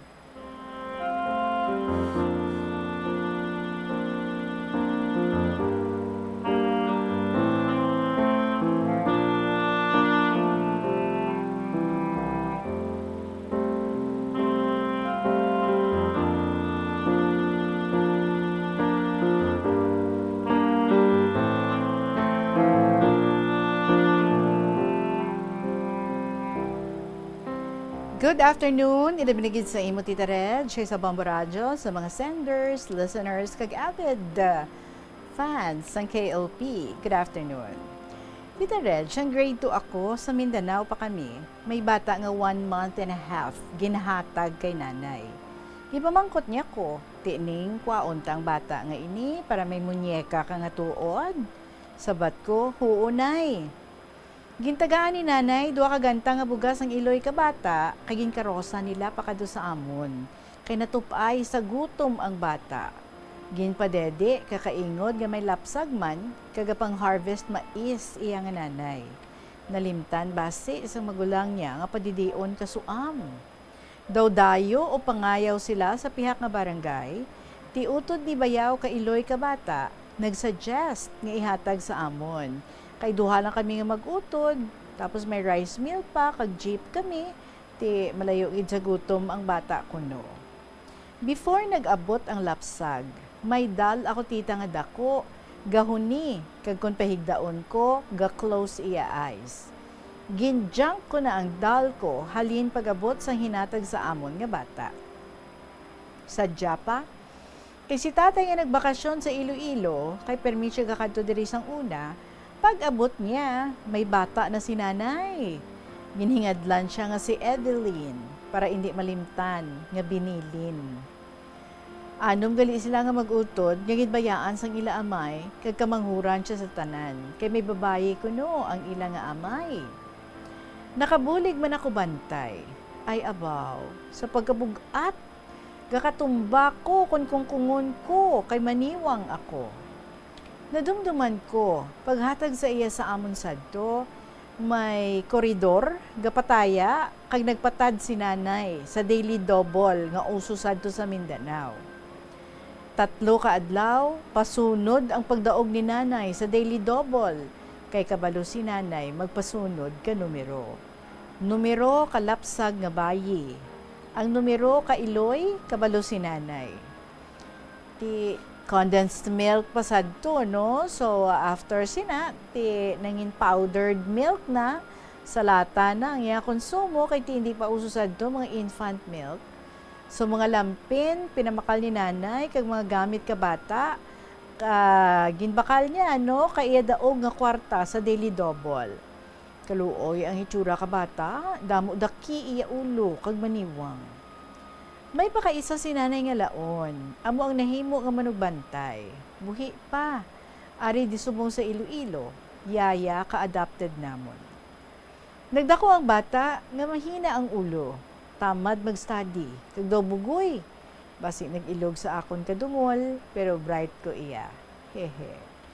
Pa-eskwelahon siya, tani, midwifery diri sa Iloilo, kay may mangho diri si nanay, nga ginpangasawa ka mayor sa isa ka banwa diri, kag siya ga-manage ka School of Midwifery, nga nagsikat ato kay damo nakapasar sa board exam. Nag-ilog man siya sa akon. Pareha kami kay tinasapuan, nga gabusong siya. Ang amay kaingod namon, ang amon adopted. So ginbalikaw siya diri sa Iloilo, kag nakapamana siya sang taga diri. Nagdamo iya bata, daw 8 bala. Sang sa US si tatay, ginpadalaan sila kisa kwarta. Kag sa Saudi, nurse ko nga magulang, ginahatagan man siya kuno. Mindanao pa ako. Pag abot ko diri sa Iloilo, nabalaan ko nga nag-inaway sila ka magulang ko tita. Way ko kabalo kag ginhalinan. Sa ulihi, nag-ayuhay naman sila. Kag kami naman ang nag-away sa text. Kay gabato siya. Porte kasakit mga hambal niya. Siling ko, maayo pa, hinaboy ta ka sa sapa, sang gamay ka. Sabat niya, te, nga wala mo hinaboy. Kay ginaakigan ko sa text, porte kabutigon sa imo. Kay ang lapida ni tatay, matakop ng tuig, wala mo pa nabakal. Bogus lubong ni tatay. Kaya ang hinatag sa imo nga 500, inubakal ka lapida, gingasto mo. Kay dira ka mo gaobra sa patio kabana mo, pinabayaan nyo. Basi kung nano istorya ginimo niya sa bana niya about sa lapida. Damo na siya pakalain sa akon. Puwerte nga pagbato niya, dalahig niya bata ko.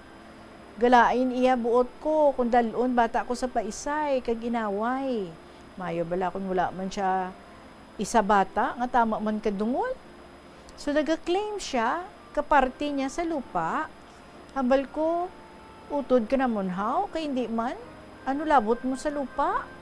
Hulat ka, kung tagaan ka, nga madiman ka, nga may adoption papers ka haw. Sabat niya, ang apelyido ni tatay, dala niya. May katungod siya, maakusar siya kuno. Kay sabat ko, iakusar si nanay kag tatay. Sila nang nagbaligya kalupa, hindi ako. Nabaligya with consent nila, gintuition ko. Kasalig siya basi, kay bana niya may paryente nga attorney, pareho sila apelyedo. Hambal ko, ano pa nga lupa, lagson mo, ubos na to kabaligya. Ako pa pasibangda nila ka magulang ko nga ubos ka pamaligya ka lupa. Tiginambalan magulang ko, si tatay kag si nanay nagbaligya. Ti naghipos na siya kasok na sa akon, kay wala ko no katilaw ang tuod niya nga manghod nga adopted. Sa subong pamatsyag ko, ako na ang adopted. Hehe. Buhi pasad to, haba ko si tatay kag nanay. Sila nagbaligya, ti porteged. Isog pa sinaguran. Amo to halinan, la na ko gana sa iya. Kay didto si tatay ginlubong sa ginaobrahan kabana niya nga private nga patio. Kag siya may ginabantayan nga mga lubong kamanggaranon. Tawag nila maintain, kay ginasuhulan man sila. Bale, life niya sa patio nga inagatiyog. Before Frank, naka-estar kami sa ilabalay sa patio. Maayo ugali ang iya nga bana. Sa subong Tita Reg, sila ang ginabuligan ka magulang ko. Kag bata nila nga nurse sa US, bata niya nga nurse sa US para mag-umwad ila pa nga buhi.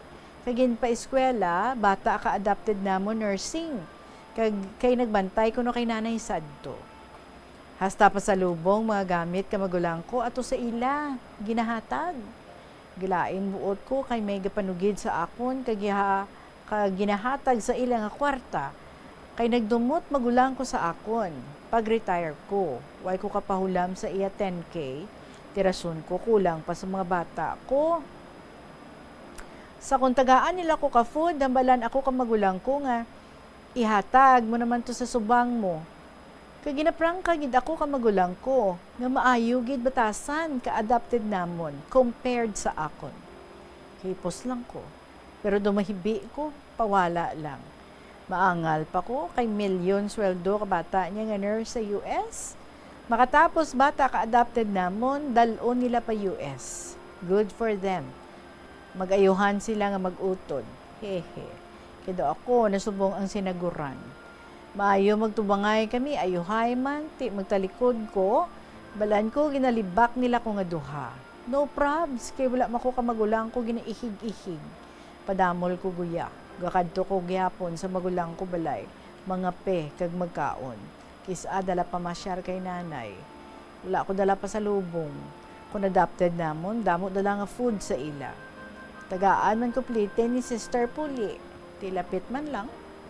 Makapa-US sila tanan ko no, hindi ako kuno naman pabantayon kay nanay. Kay wala akong may nabalaan sa medical. Ang nurse ka bata ka-adopted namon ang mabantay. No problem. Budlay pa kon mabasulan kung may matabo kay Iloy sa akon mga kamot. Tiasta na lang diri Tita Red, ang akon nga sulat. Pray ko, magayuhan sila nga mag-utod. So God bless and more power sa imo Tita Regine, ang matinahuron Black Widow.